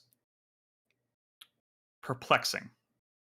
Like the themes that are at play are pretty obvious in terms of like misogyny, cultural expectations, just all kinds of sexism, all kinds of things, gender norms, like things like that. The themes are fairly heavy-handed, but like the way the story unfolds, the events that happen, and like the things they're kind of hinting at, because Silent Hill's always been kind of like alluding to like, did she or didn't she? Like, what exactly happened?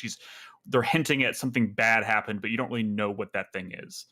By the time the game ends, you have this idea that like something horrible happened, and this is her like in manifestation, like this haunting or whatever that is that she's experiencing. It's like it's very it's not obvious what it's talking about. Mm-hmm. When you boot up the game for New Game Plus, like a lot of the cutscenes play out slightly differently. Okay. Dialogue changes. Okay. New notes are added. New side quests are added. New areas of the map you couldn't access before become accessible. And it's revealing things about. And it's revealing more about what exactly happened. It's by the time, as I understand it, because I haven't finished the second playthrough, and as I understand it, you might even need to do a third one to get like the full clear picture of what the fuck happened.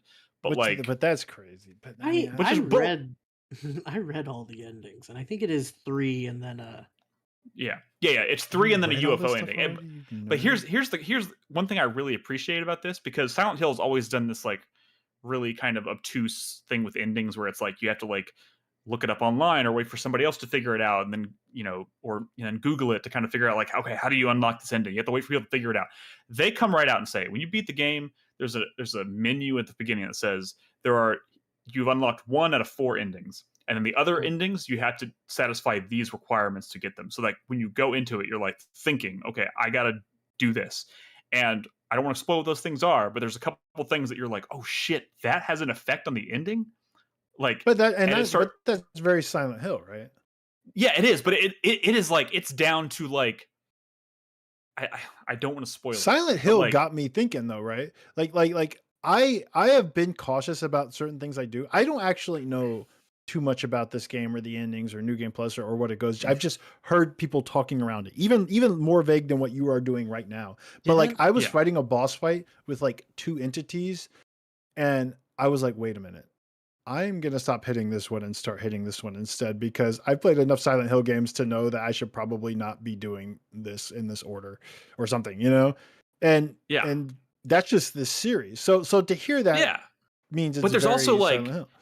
but like I almost feel like, and albeit I'm not like the Silent Hill ending expert, like even though I love this series, I haven't felt compelled to spend a lot of time unlocking those secret endings in the past.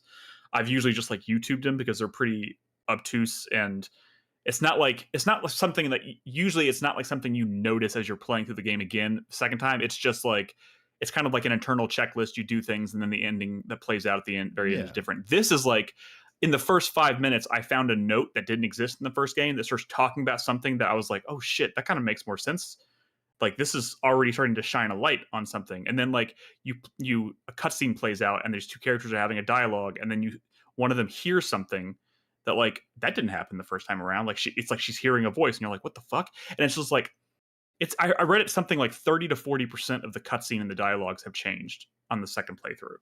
Oh, so it's more like near yeah, one than near there's two in terms of so like stuff actually it's not like you're playing happen. A different campaign as like a different character or anything, right? Like, it's not like that. It is just it's just like history. It feels like history is repeating itself, but you are actually aware enough to notice what's different about it. I like a good loop game, new game plus. Yeah, it's cool. But like just to kind of like without saying specifically what it is, like, and I don't feel like this was an aspect of the originals. Maybe there's an exception to this rule or whatever, but like this game is really interesting because like you play it the second time around, and there's like a thing that I relied on very heavily throughout this game. I'm trying to be very vague. I know what you're talking about, Nick. And it's like it's like don't use that, and I'm like, don't use that. Wait a minute. See, I think I'm figuring this out like by even hearing you say that. But look, it does. I don't know where any of this is going or why. I'm just saying like it's doing enough like really cool shit in this playthrough. I'm about like 2 hours into New Game Plus, and I'm already like feeling like I'm on the hook again, and it's pulling me through, and I'm excited to be playing this again. I'm the kind of person I almost never do New Game Plus on almost anything, even games that I fucking love. But I mean, you were also told that that's kind of the full experience of this game is to play it multiple times, just like Nier, right? Yeah. So Crispy, you read but the part of me that was because it's so funny to me that with the footage he's showing is kind of the footage they keep showing anytime they show this game. But like you can watch like a different point in this game and you'd be like, what is happening? This is the same video game. And I've definitely done some of that stuff in my game, and I'm like, holy, what is going on here? Yeah. They took some super creative swings with this, and like,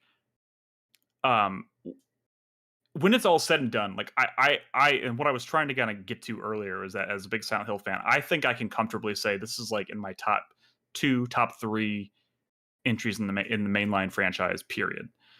And I say that because this not only is this game successful in like what it tries to tell from like a storytelling perspective, but like everything else is kind of on point too. Like the atmosphere, the sound design, all the stuff that's really important in Silent Hill is really well executed here.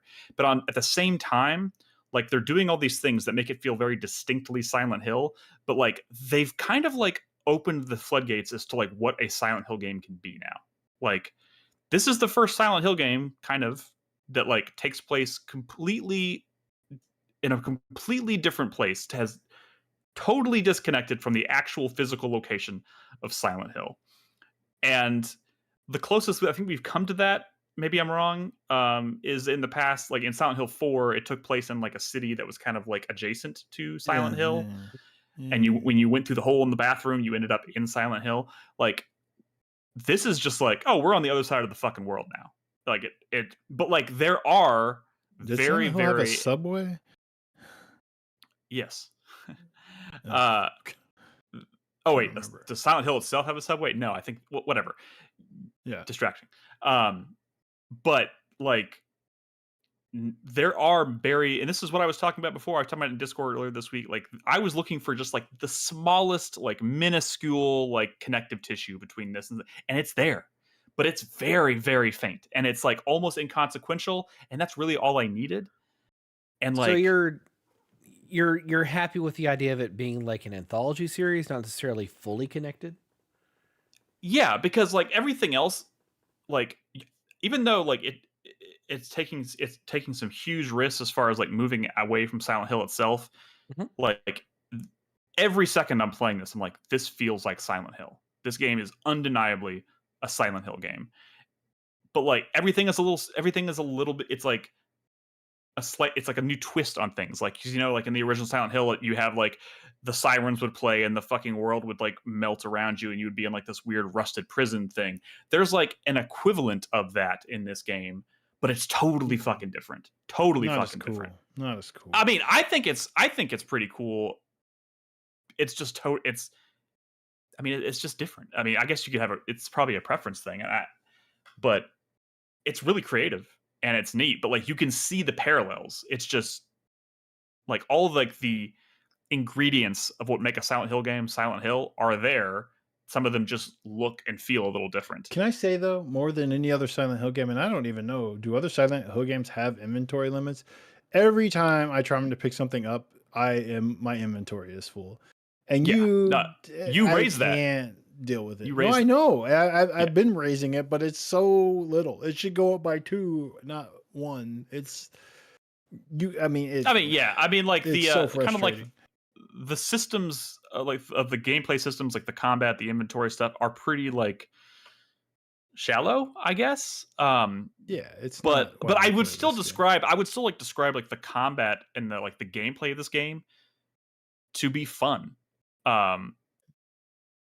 I know you're making that face, Brad, but like the combat and like the actual like moment to moment gameplay of almost every Silent Hill game prior to the Silent Hill 2 remake, to me, was just like not. I mean, it wasn't. I guess, but like, I mean, I like much prefer the combat in like the Silent Hill 2 remake to this. Oh yeah, because, of course. You know, you Yeah, have a I gun. mean, There's more like, I don't know if there's that much more enemy variety, but at least the enemies are doing more interesting things like running and hiding and stuff and climbing on walls. Here, the Look, enemy yeah. designs are kind of trash, and I don't think have that so. much. Dude, I'm just talking about like the things they're doing in the world in combat is not fun or engaging, and there's not enough enemy types. I will agree with you on that. I think enemy variety there could have been more enemy variety throughout the game. It's just not the thing. It's not. I will say this: there is a pretty long sequence at the end of the game where there is a lot of combat.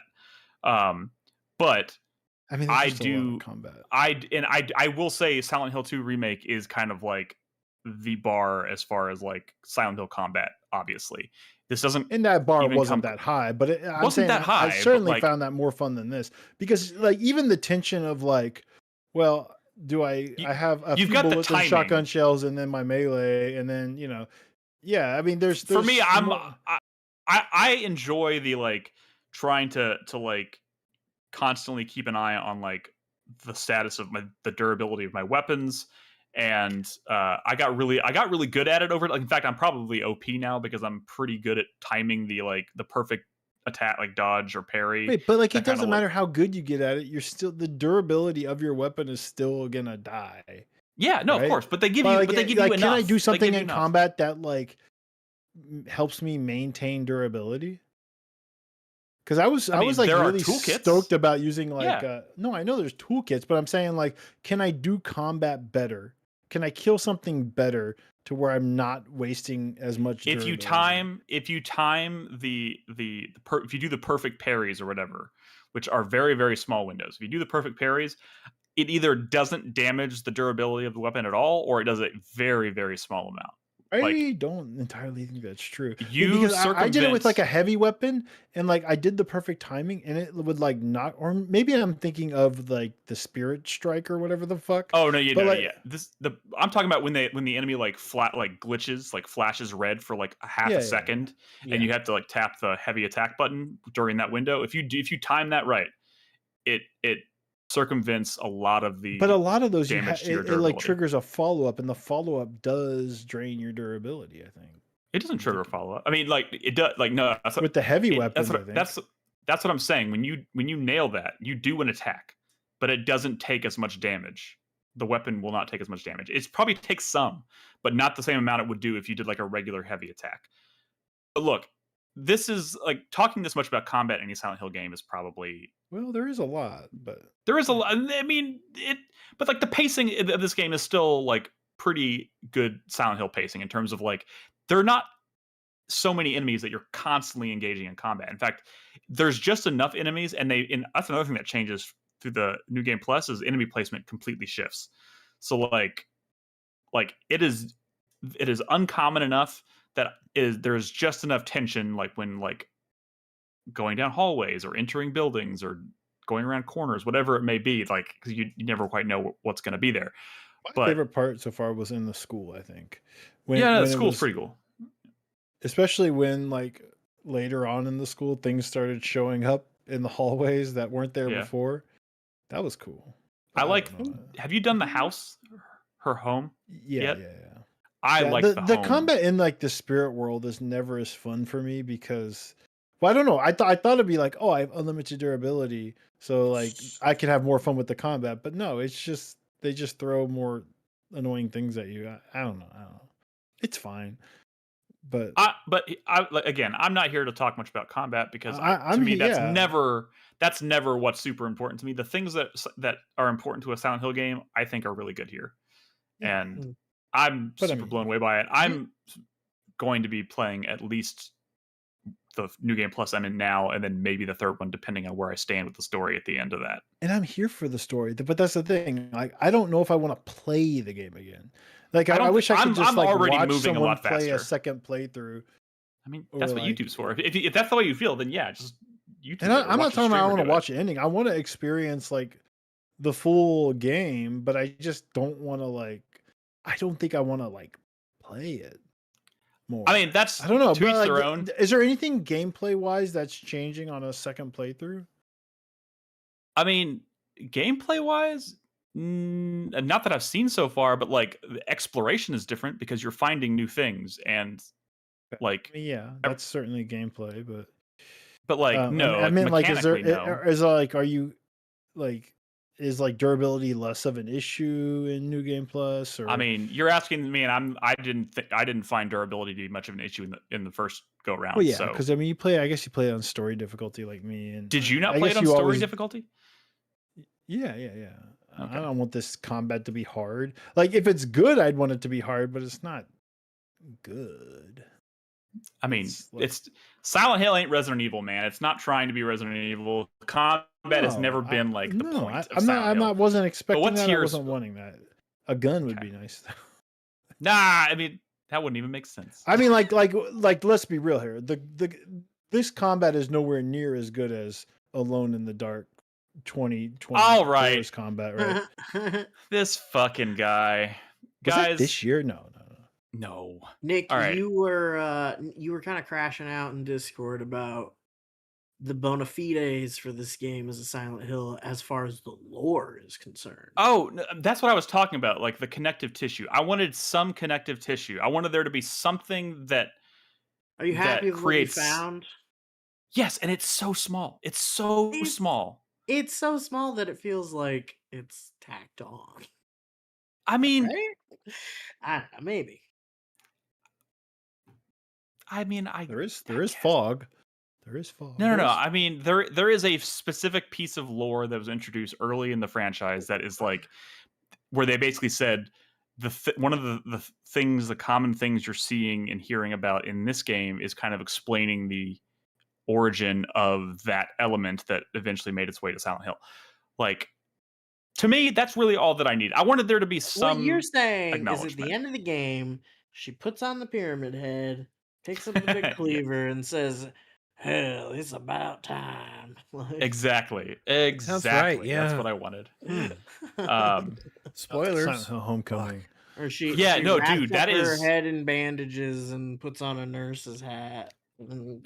Dude, I don't know how familiar you are with this, Crispy, but like that is literally what happened. Not literally what happened in Silent Hill Homecoming, but like they paraded out Pyramid Head in Silent Hill Homecoming, and as soon as that happened, it lost all credibility. I was like, what the fuck? Was it like Luke Skywalker in The Mandalorian, where you're just like, man, kill me. I mean, Like- yeah, kind of.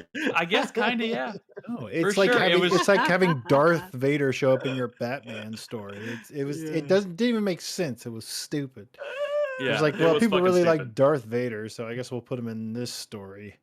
Darth Yeah. Vader, you're bad. But anyways, Are you What's that? going to go for the UFO ending? I never have gone for the UFO ending. I will YouTube the UFO ending.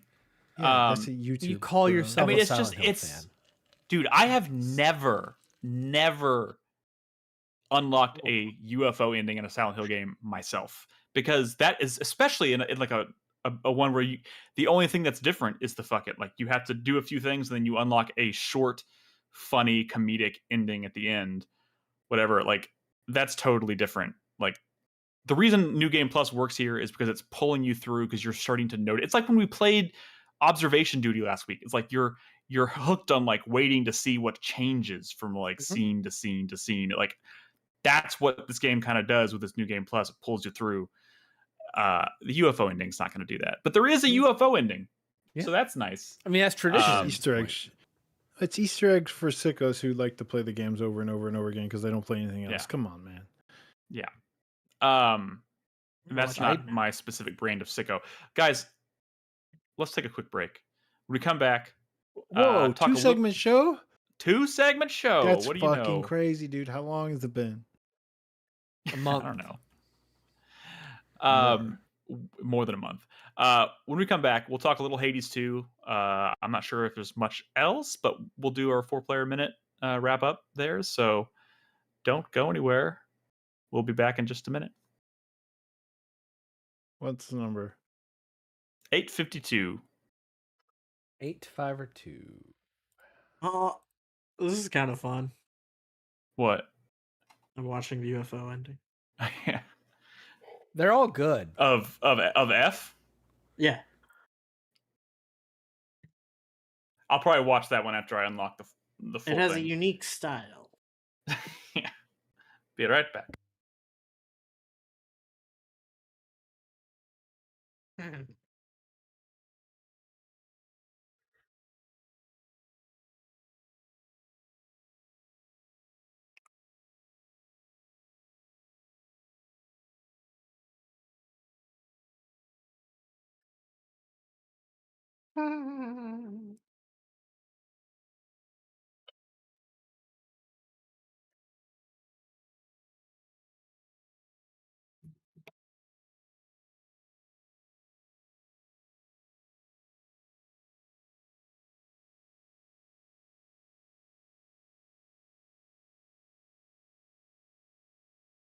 Hi, chat. Hi, chat.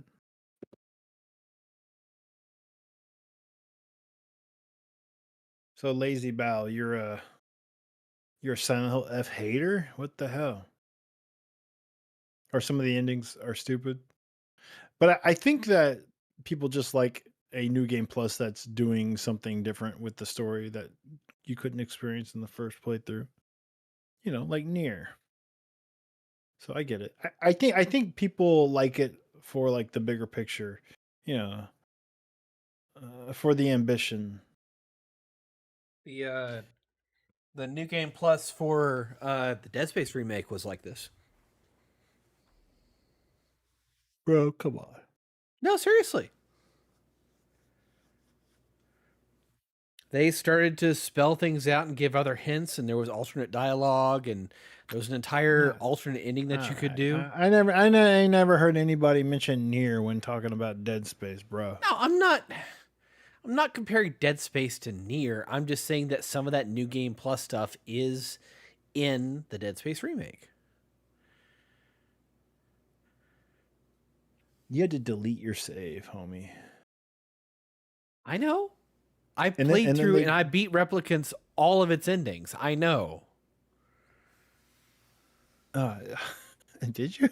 Yes. Did you talk about that on the podcast? Yes. It made my top 10 that year. Did you talk about it on the podcast? When did that come out? Was I on like hiatus? It was like 4 or 5 years ago, I think, at this point. Maybe it was when Griffin was born. Probably. Yeah. if it was 4 years ago. Yeah. Huh. Weird. Nick just smelled a fart, I think. No. Griffin is No. 4? Yeah. Wow. Jesus Christ. It's crazy. So one of the things I noticed is Henry was trying to show me his patterns. Like he's so weird. He will play Animal Crossing and all he wants to do is like customize the clothes and stuff, right? Which is fine. It's great. You know. Oh, I know those people. And he was showing me, and like I was looking at him, I was like, oh, actually these are really good. You did this? Like not only like was there like neat designs, but like just cool ideas, like, you know, high concept designs for some of these outfits.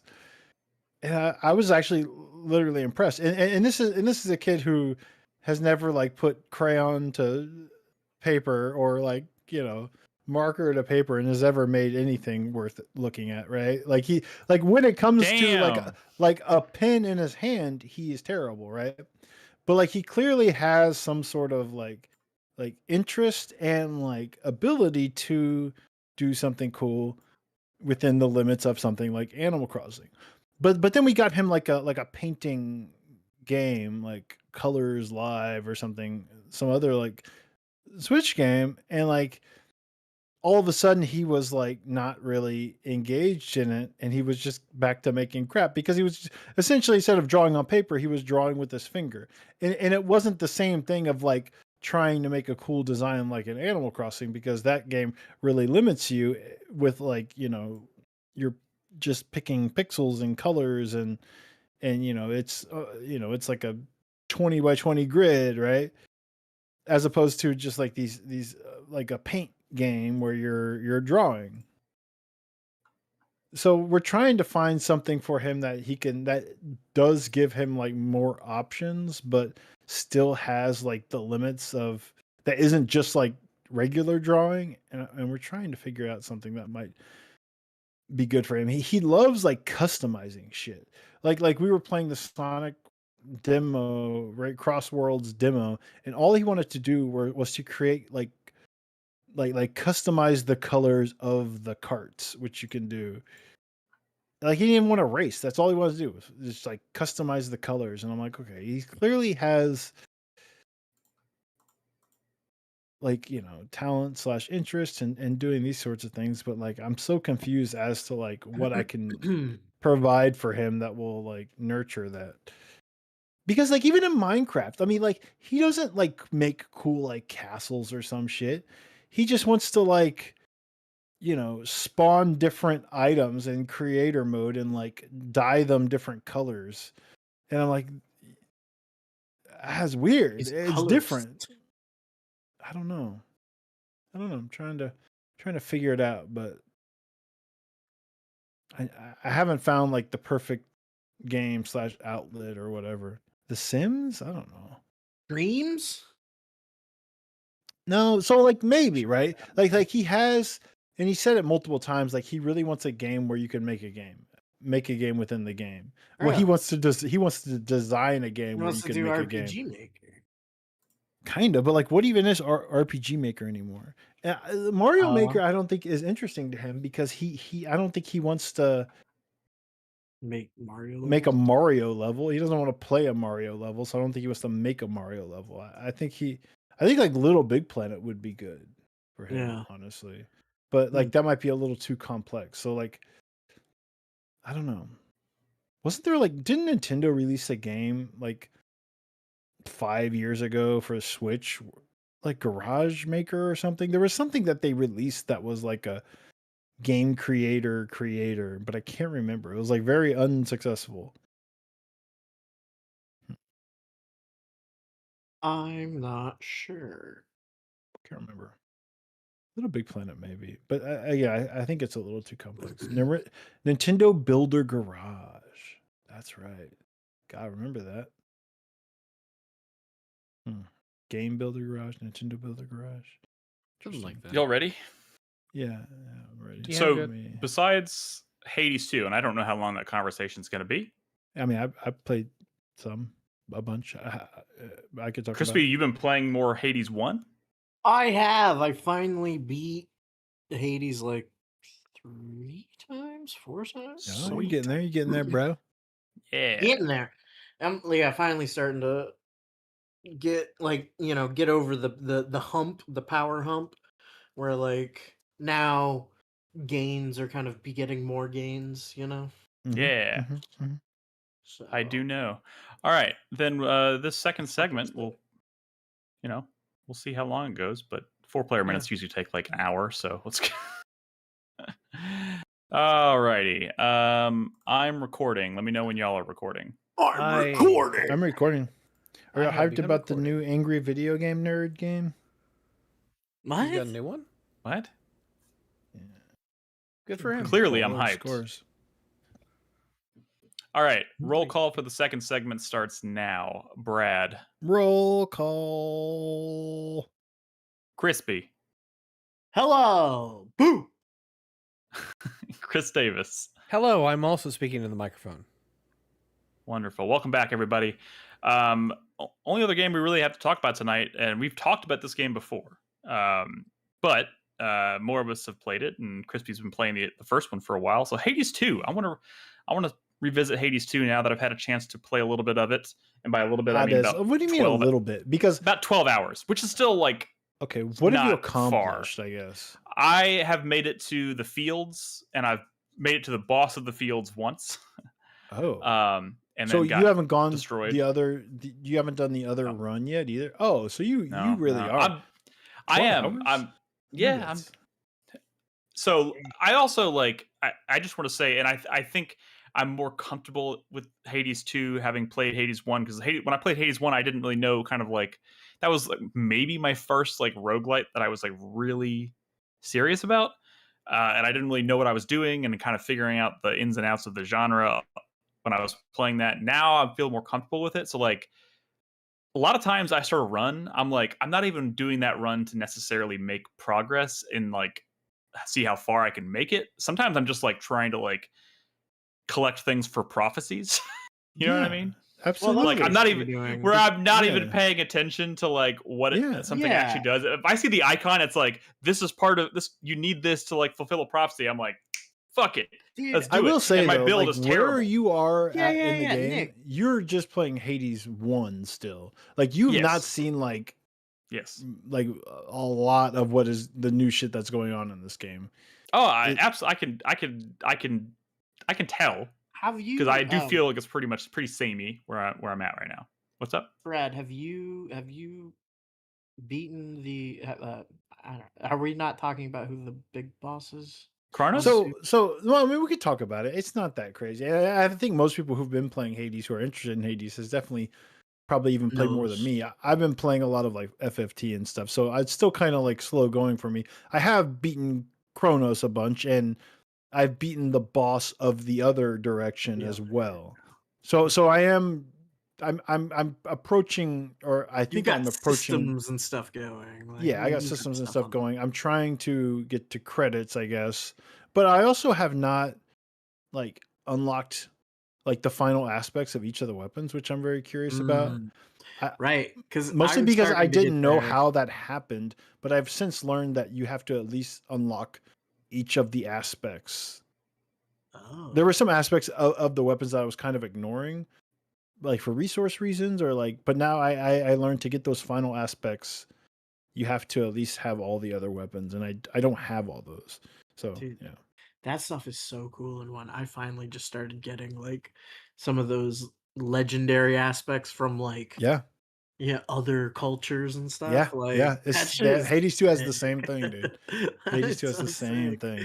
Oh god. It's so like coming off of something like Silk Song, which fucking loved, amazing game, into a game like this where it's like failure does not mean the same thing to me in this game as it did in Silk Song, because every like when I die, I'm just like, all right, cool. I'm excited to go back to the hub and see what's up. And I love that loop. And it's great. Like one thing I keep trying not to think too much about, because I feel like it'll break my brain if I think about it too much, is like how much dialogue do they have to write for every character in this game to make it feel like you could do 100-hour run and they're still saying new shit to you? Honestly, it's too much. I mean, it's like insane. they didn't need that much. But It's I mean, they good, kind of did. though. They kind of did because like you don't need like, it because of the game. Like the gameplay is so good, you could have half the dialogue and it's still incredible. Yeah, but It- oh, let me there's- have fewer sprinkles with my ice cream, please. Shut up. I mean, Like, yeah, kinda, shut the fuck. Well, Shut so the like fuck up, Brad. the problem is it's not like I don't want to hear this dialogue. The problem is I can't just walk by it, and sometimes I want to walk by it. Sometimes I want to hear what you have to say, but can we wait like a run before I hear it? And I don't know if I can actually do that in Hades. Like I feel like am I gonna miss some conversations because I'm gonna go do a run where some significant shit's gonna happen, and they're kind of I'm never gonna hear this dialogue if I run past it now. Sometimes I just want to get back out there, and I don't want to talk to fucking Odysseus, man. I think the bulk of like what the gods will tell you, like when you make it, like when you pick up boons and stuff on runs, most of that stuff is pretty inconsequential in terms of like what it means in the grand scheme of things. If you don't hear in one run, it's probably going to just circle back around. I'm talking and come about back the up people later. back at my home. Oh, yeah, that's different. Oh, yeah, that? you definitely should probably talk to those people. No, I between know, but I'm runs. like saying like, can I catch you next time? I'm gonna be back here. Hold that thought, or am I gonna lose out on some dialogue? I don't Because know, I but don't it want to feels talk. like a I lot hate of the game does work in such a way where, yeah, that is how it works. Like Where that like you might not get that dialogue prompt the next time you come back, but it'll still be in the pool of possible prompts that can come up. But they're always speaking about like current events, kind of. Yeah, Well, but I like don't know. sometimes I don't know, like sometimes you get delayed on one character and they're talking about something that happened 2 or 3 runs ago, I think. Maybe that's true. Maybe that's true. Yeah. I don't know. I just kind of want like. I don't think can, you're in like- danger of missing anything like that you might deem important. You know what I mean? I think they know that it like.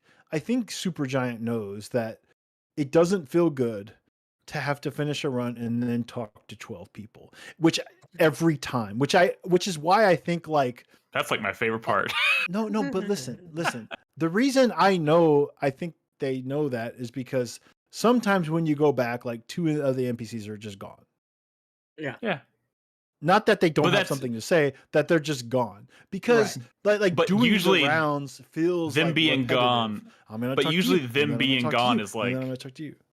But usually, like them being gone is like a point of is like a point of. Well, they tie it into the story, or like there's a reason they're gone. But I'm saying like I think like the true like goal of that was to make it to where it didn't like you didn't get that repetitive feeling of having to talk to all fucking dozen people every time, and I appreciate that. And they probably but sometimes I just want to talk maintain- to maybe not this character this time. On the flip side of that, though, sometimes the character is missing, and I'm like, "Fuck! I was looking forward to talking to them. I guess I got to do another run before I can talk to him again." I think it's because I'm so addicted to just playing the game. Like sometimes you just really want to get back out there. I think I just like the game too much.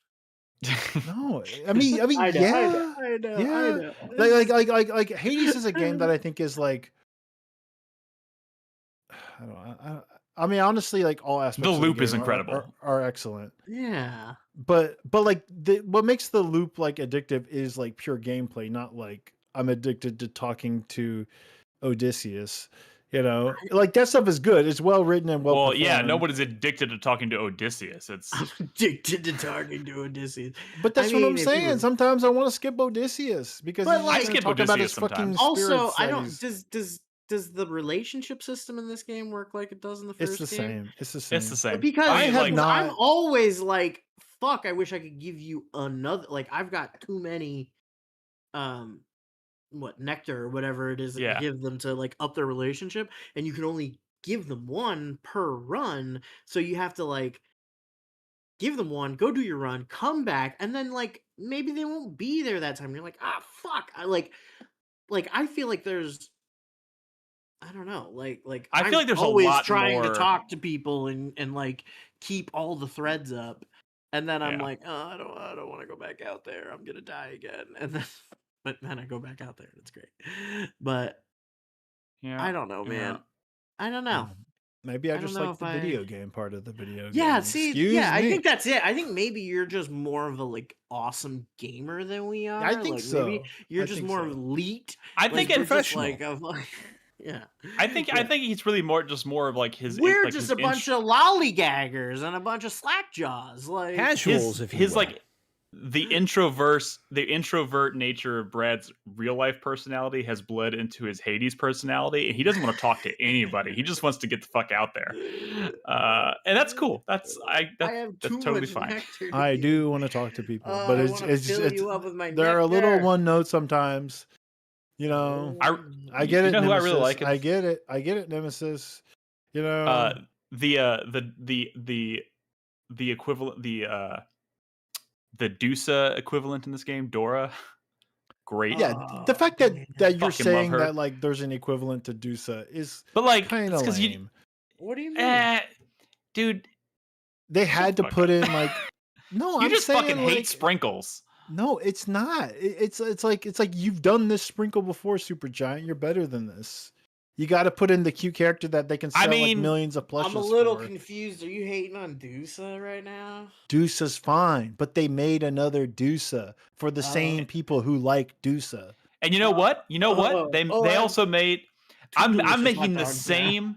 I'm making the same exact romantic decisions in this game as I did in the last game Because there's another fucking Meg. There's another Meg. And like I'm But saying, this like, time where's you're the a variety? girl. Oh my Yes. god! which makes it even better. Oh my god! So you're just like finger blasting each other? Well, I've only done like 2 to 3 of the regular nectars for everybody because there's so Nectars. many people you can give the nectars to that I Nectar. haven't advanced any of the relation. What are they called?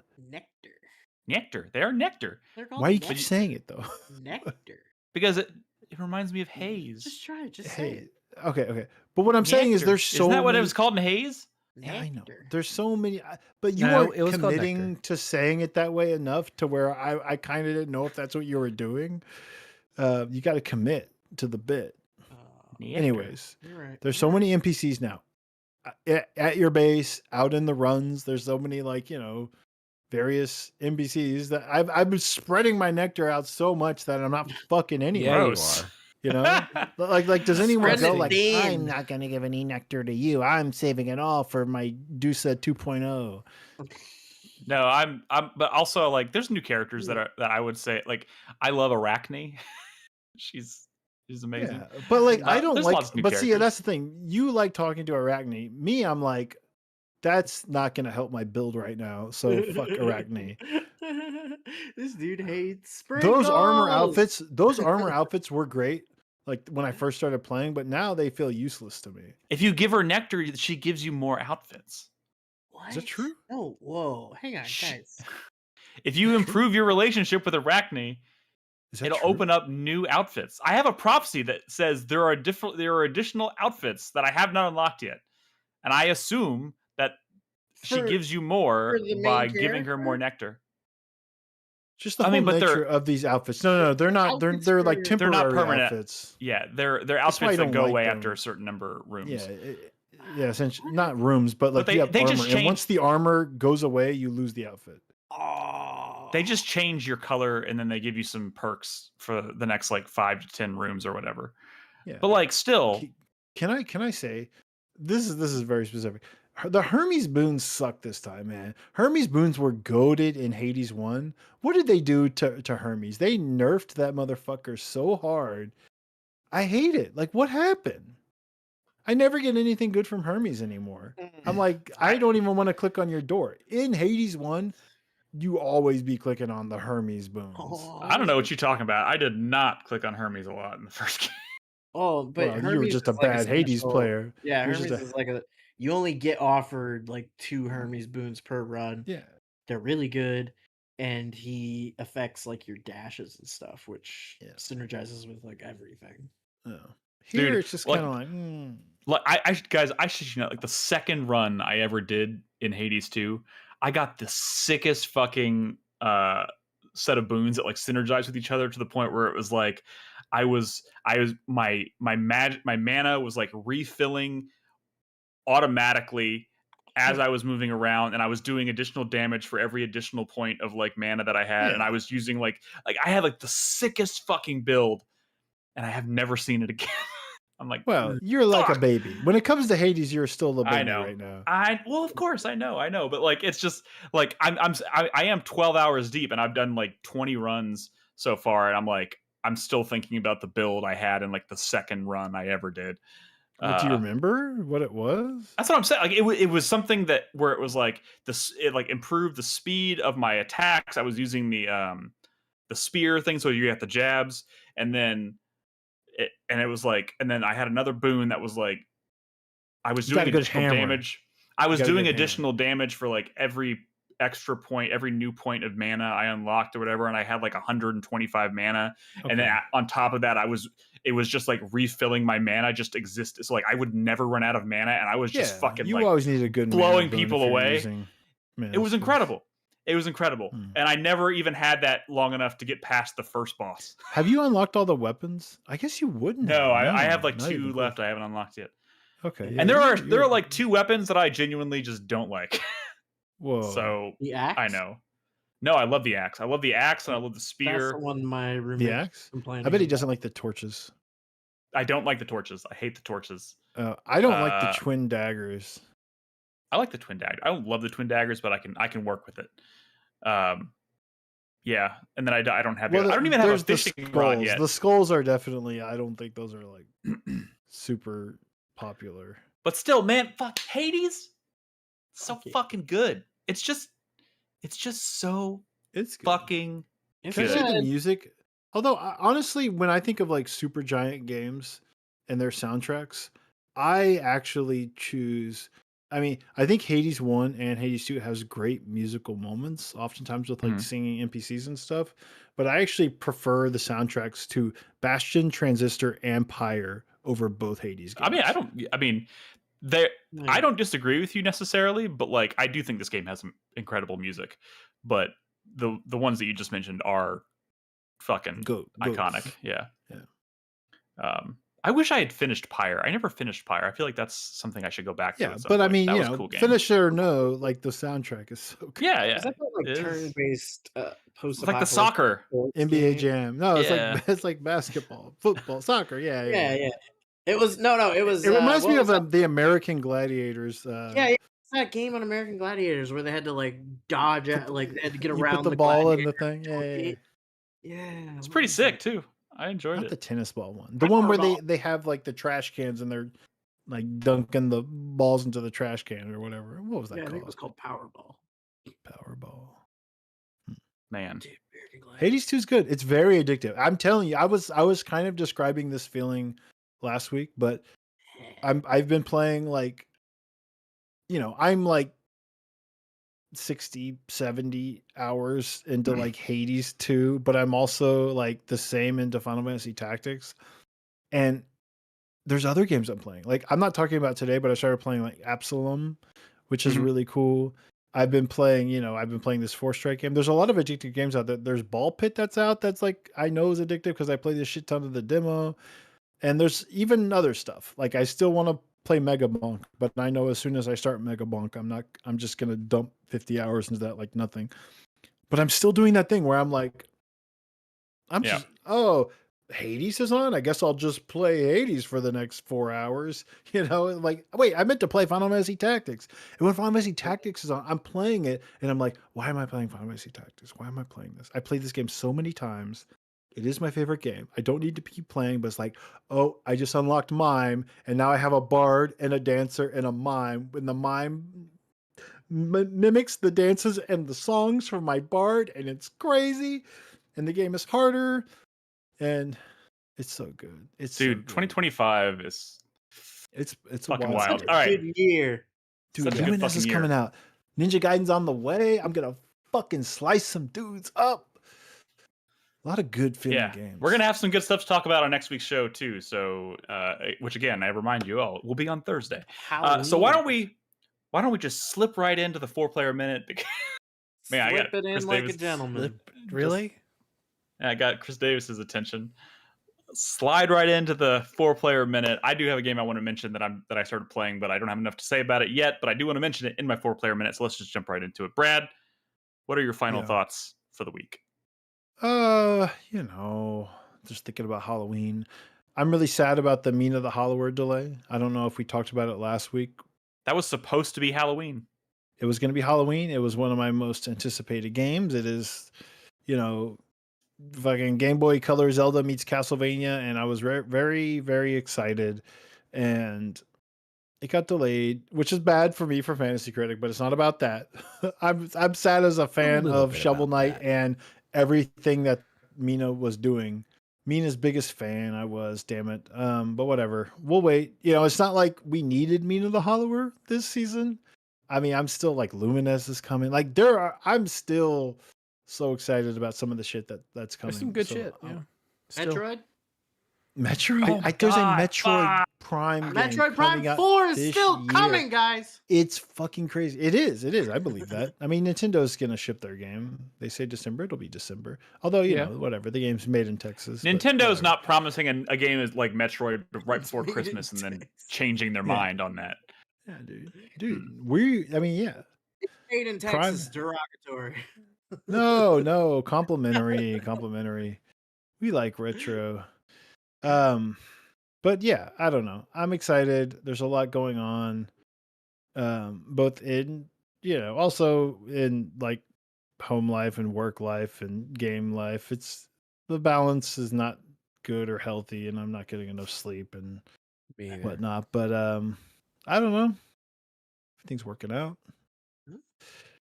Cool. Can I just say that I think a lot about Castlevania all the time, but especially around Halloween. I think a lot about Castlevania, and I still find it weirdly sad. In a world where like your son's eyes, where like Silent Hill is back and better than ever, and people are actually like complimenting Konami these days. It's funny. I saw a thread on Era where people were like, "Yo, like, did you see like this press release that like Konami just put out? They're kind of cooking." Like they said some shit like I wish I could remember what it was, but it was like a damn Konami just dropped that line. That's sick, dude. Things are shifting for them. How easily people have forgotten. Yes. Yeah, no, you're right. But I'm saying like we live in this world where all these dreams are coming true. Fucking Ninja Gaiden's back, like everything's fucking back and shit. And fucking Kojima's even making PT again. But still, no Castlevania. Like, how does that keep happening? We are playing a new Metroid Prime game this year. Shenmue came back. What the fuck, man? Where is Castlevania? It's on Netflix. Are you okay with the idea that we are actually getting a Bloodstained sequel in the interim? No, that's not the same fucking thing. I know it's not, but dude, the same thing. It's the guy who made Symphony of the Night. It's not the same fucking thing. It's not, man. Is Death Stranding Metal Gear for you, bro? No, it's not. I need Castlevania. That's like if somebody Vampire Killer. That's like if somebody said to me like, well, Silent Hill may be dead, but like what about that new Siren game or something? I'd be like, bitch, it's not the same. Well, it's funny you say that because you're literally playing a Silent Hill game that's like not really Silent Hill game, but is it's Silent Hill game. It is very Silent Hill. Bloodstained doesn't like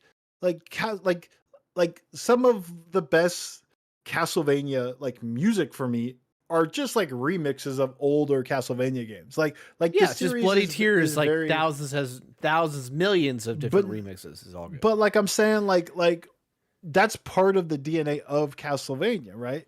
Like I need that stuff in the game. It can't just be Bloodstained. It has to be the stuff that makes Castlevania for it to be a Castlevania game. So I miss it. Whatever. Moving on. Who's next? Crispy. Final thoughts. Oh boy. Well, my days as a wild man are drawing to a close. I'm about to. You've sown your wild oats. Yeah, about to be employed full time again. Hello, Yeah, hello. don't be too sad. You could always be fired. Yeah, Or, you know, yeah, I might. quit on I the might get fired. spot. Yeah, Yeah. yeah. You know, You could be like, fuck this new dude, boss. I want to have money again though. So Yeah. That's pretty no, important I these mean, days. we'll see. Yeah. We'll see. I think I I'm hate ready to capitalism, but really. money's pretty good. I think I'm ready to really debase myself for $1. Like, well, it'll be nice to be able to just like buy things that I want, Yeah. I saw or save money. But the point is, I'm enjoying my final days by trying to get through as much Hades as possible. It's going great. I feel like a Nice. fool again. It's so good. Should have played it 9,000 years ago, but whatever. Here we are. Here we are. It's great. All that matters is you've played it. It's good. It's so good. And just been catching up on comics again. A lot of good stuff out there. A lot of good stuff out there. And Nick, I know you were kind of, just speaking in the heat of the moment when you were like, I think I might read Absolute Batman. And you're probably not going to do that. But if I haven't been to Dragon's Lair yet, but I do still want to do that. If you decide that It's you been a do weird want to month for do me. that, I know. If you decide you do want to do that, I can tell you it's still fucking so I it's believe so you. good. You just showed us an image of Batman punting a child. And Little squid I'm child. Dude, little it's squid child. It's all aura, man. It's all fucking aura. Pretty good story too. But yeah, I don't know. I'm just I'm feeling good. Right? I'm feeling good about the rest of this year gaming wise. So I think we're all there. I'm glad I'll be pretty able good. to finally I'll make my last payment on my Switch 2 and I'll Get out of the red. I'll get out of the red, I'll buy Metroid and I'll be like, look out world, I'm back. Yeah. I'm Now not we're charging talking. interest here. You should be. Yeah, if you were. I didn't say that. I'd be dead. No, but you've been very kind. Thank you, Chris. No, you're But good. You're good. No worries. It's coming. Yeah, I know. Anyway, that's it for me. Cool. All right, Chris Davis. My final thought this week is that I just have not had time for video games. It's been a very busy time for me at work. I've been doing 50, 55-hour weeks on a couple projects, and it's just I come home so tired that I don't even want to touch a controller. I just want to enter a vegetative state. I have said that before, and I wasn't even working 55-hour weeks. And this man over here to your left, on my screen anyways, chastised me for it. Oh, What did I chastise you for? Nothing. Continue, Chris Davis. Yeah. So I'm finally starting to get maybe some free time, maybe. And I'm trying to get myself. I am so ashamed of the fact that I haven't beaten Ghost of Yotei yet. I've only beaten like the first major Didn't it story just boss. come out? It came Dude, out the that game beginning of is the not. month. That is not a game I had any preconceived notions about being like I wasn't going to finish that in a week. Like that was going to be. It's going to take me most of the rest of the year to probably get through that game. I get that, We're but living that in a was post 3 weeks Kingdom ago Come for me. Deliverance 2 world, okay? Yeah. I mean, Nick is all about that gambling life in that game, but Which game are we talking about? Are there people who like Assassin's Creed Shadows more than Yotei? I'm sure They better not. mathematically as speaking, someone they who- probably are. As somebody who has someone on played all of Boomstick, Shadows, maybe. and Shadows is not bad, but the entire time I was playing Shadows, I was just like, this is cool and all, but like, it ain't gonna hold a candle to Yotei. And having played about 10 hours of Yotei, I can say that's pretty accurate. It's really, really, really fucking good. But it's still like a Ghost of Tsushima like, right? This fucking sprinkle hating motherfucker.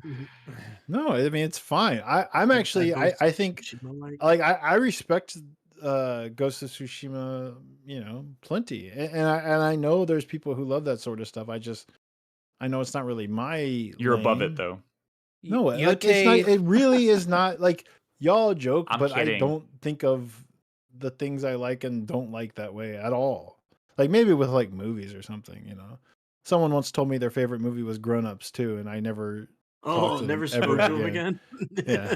But I'm saying that's a like, red flag you need to respect. but I'm not like that with games. In fact, I think a lot of my gaming interests are kind of like, you know, like shameful. Oh, you want to know something fucking shameful?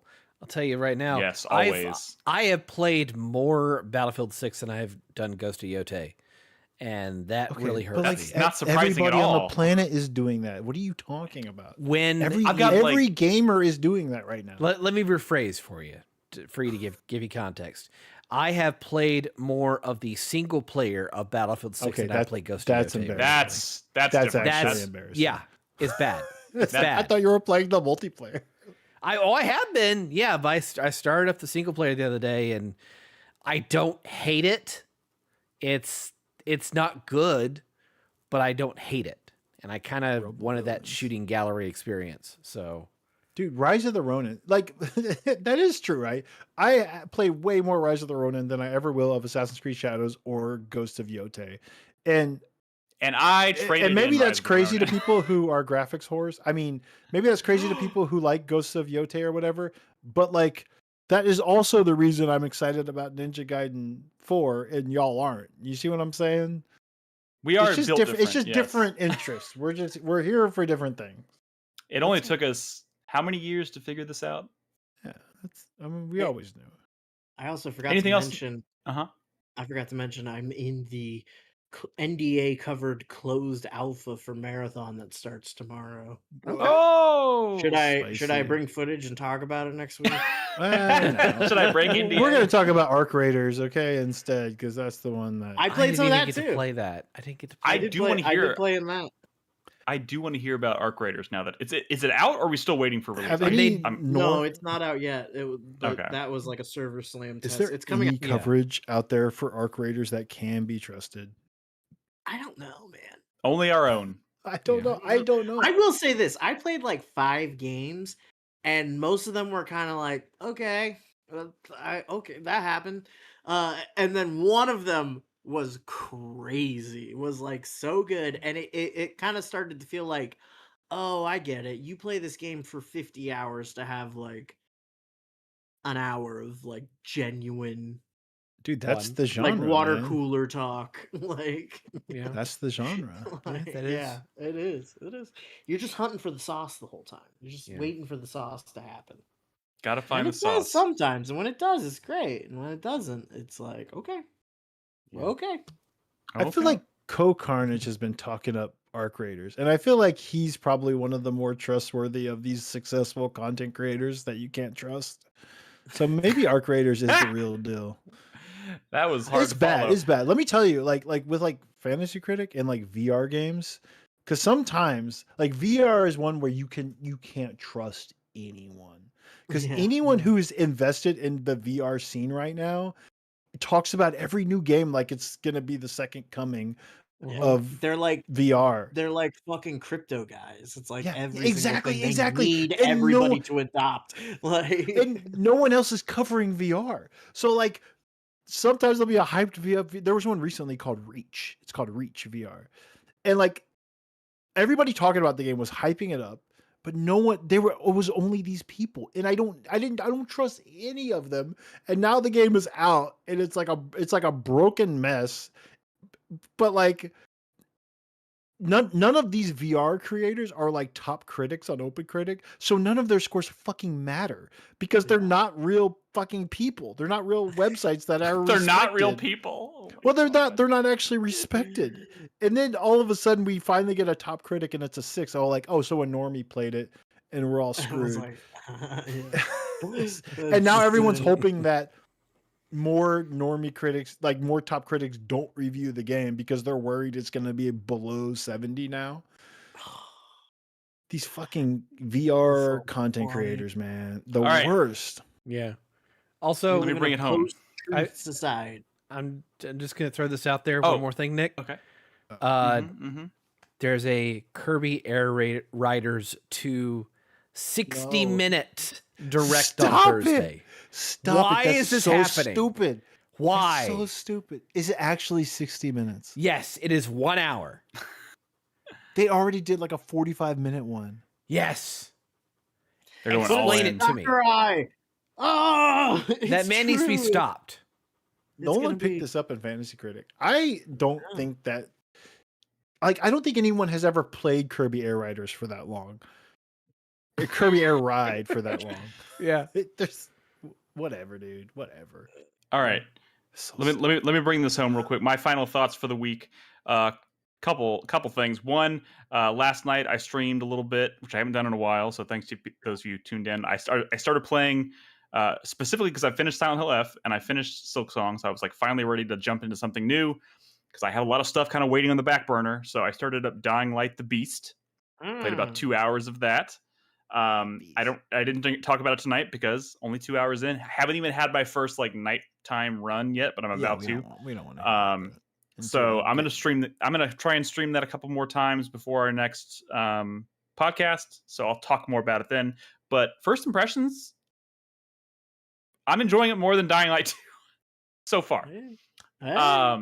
We'll see if that holds because it's still really early. Yeah. On the other note, Silent Hill F still like just kind of in shock at the fact that we have 2 really, really impressive Silent Hill games 2 years in a row. And it just has me thinking a lot about the next major project that they've announced that they haven't said anything about in a long time. And that's Silent Hill Townfall, which is supposed to be like the kind of more, I think it's supposed to be more of kind of like a Telltale like style thing. But that could be a really good fit for something like Silent Hill. And it's from a studio that I know has made some pretty interesting horror stuff in the past. So I'm hoping the studio? What's the name of the game they made where it takes place in space? Fuck. There's a lot of those. It starts with an I. God damn it! I can't. In space? Yeah, I'm tipping my tongue. Somebody in chat can look it up. Believe it or not, Indigo Prophecy. No, not in. God damn it! You would do this. Somebody Google it. I'm trying not to type Screenburn here. is the developer. No. Hold on. It's the studio. What is? Gosh, Nick, I thought this was a 4-player minute. You fucking completely. Oh, sorry. It didn't start with an I. It started with an O. Observation. And Stories Untold. Oh, Stories Untold. Oh, the Stories Untold, which is appropriate. So, which I've played for like Halloween streams. They've done some cool stuff, and I think it could be a neat fit for Silent Hill. But right now, they're Silent 2 for Hill in 2. space. So I'm hoping this is not the end. Like I'm hoping they have more projects lined up because I'm like super back on track for Silent Hill, and I want to see what this third project is. And I'm also kind of like shocked to be saying this to myself, but like because Team Silent has not been a studio for a really long time, but like years. if easy, buddy, Slitterhead sorry. was sick. Okay, sorry, but like. If you want to talk, like I was like Neobard Entertainment kind of knocked this out of the park, and I'm like, they did, dude, they fucking did. I know, so but like, let's not. Right now, it's still a fluke. They have to do something else that isn't garbage, complete garbage. But I'm saying, like, if they wanted to give them another Silent Hill game and see what they do with it, I would be open to that. Like, I never would. That is how this industry works. I mean, they made a game. They're probably going to make another one. I would like to see Silent Hill. Well, I say that. I mean, I was like, I kind of would like to see Silent Hill stop being like passed around to like studios that always been like unproven studio. Like since Team Silent was stopped. But Team Silent like changed significantly from game to game. Yeah, I mean, but it would be cool to see like one kind of creative force kind of have like kind of be the I don't know, that's not the right word, but like the torchbearer or whatever for Silent Hill. And I never thought I'd say this, but like it could be Neobard. I don't fucking know. But But at the same time, I am also excited to see like other studios like doing cool stuff. Like I'm excited for Townfall. I'm excited for the Silent Hill 1 remake that is now in This full is production so at like Bloober. compare this to what I was saying about Castlevania, bro. Yeah. You just had like 2 Dream games that came out that Yeah. are way better than anyone expected or have any right to be. Yeah, Like you're I eating did. so good and you're asking for So more, good. man. Like what the fuck? So dude? I want seconds. Just, I want you seconds haven't and even thirds. finished your PSPs. firsts, man. Yeah, I like know, finish I this know. game, man. Look, How dare last thing you. I wanted to mention is that like because just kind of building on the theme that we've all been talking about as to, like how good we're all eating in I want 2025. more Dexter. There's just not I enough do. Dexter. 2026 is a long time for me to wait, but I am getting more Dexter. But like seriously, I have Hell Is Us kind of waiting in the wings as well. I've been really wanting to try that. I want to play more Ghost of Yotei. In our Halloween stream last week, thanks to y'all, I ended up getting kind of low-key addicted very quickly to Cloak and Daggers, I think is what it's called. Slots and daggers. Slots and Daggers. I have my concerns for Slots that and one, daggers. honestly. Well, it opened. I feel like the damage scaling from the enemies grew too fast. I'm not into that nerd shit. It unlocked something in me, and I'm probably gonna try that. So, anyways, guys, thanks for listening. Thanks for tuning in. That's our show. Like I said, last reminder: this is the last week we're recording on Tuesday for the foreseeable future. So, starting next week, we'll be recording on Thursdays, and I have not yet kind of figured out what that's gonna do to our like MP3 like audio release yet, but I'm trying to prevent it from having a major impact on that. So we'll see how that goes. But yeah, thanks for tuning in. You can find all of our episodes on 4playernetwork.com or on your preferred podcast service. But most importantly, please join us in Discord if you're not already there. You can find us at discord.gg/4player. And yeah, we'll see you next week. That's like what, a couple days before Halloween? That's the day before. Holy shit, the day before Halloween. Ooh. It's Hell Night. Exactly. Spooky, scary. All right. Once again, guys, thanks for tuning in. Wolves. Thank you for the fucking call-in. Oh my god. Call back to 30 God. Rock. Bye. Yeah, no. I forgot what I was saying. Anyways, guys, thanks for listening. We'll catch you next week. Bye. Remind me. Call and response is what I was trying to say, and I forgot the fucking second half of that. 893. 852. What are you talking? Werewolf Bar Mitzvah. Spooky, scary. 852. That is the most common call and response in our Crispy, household. did you watch the trailer for that heebie-jeebie? No, I didn't actually watch the trailer. I put it in the chat. You didn't click on it? You fuck. No, I didn't.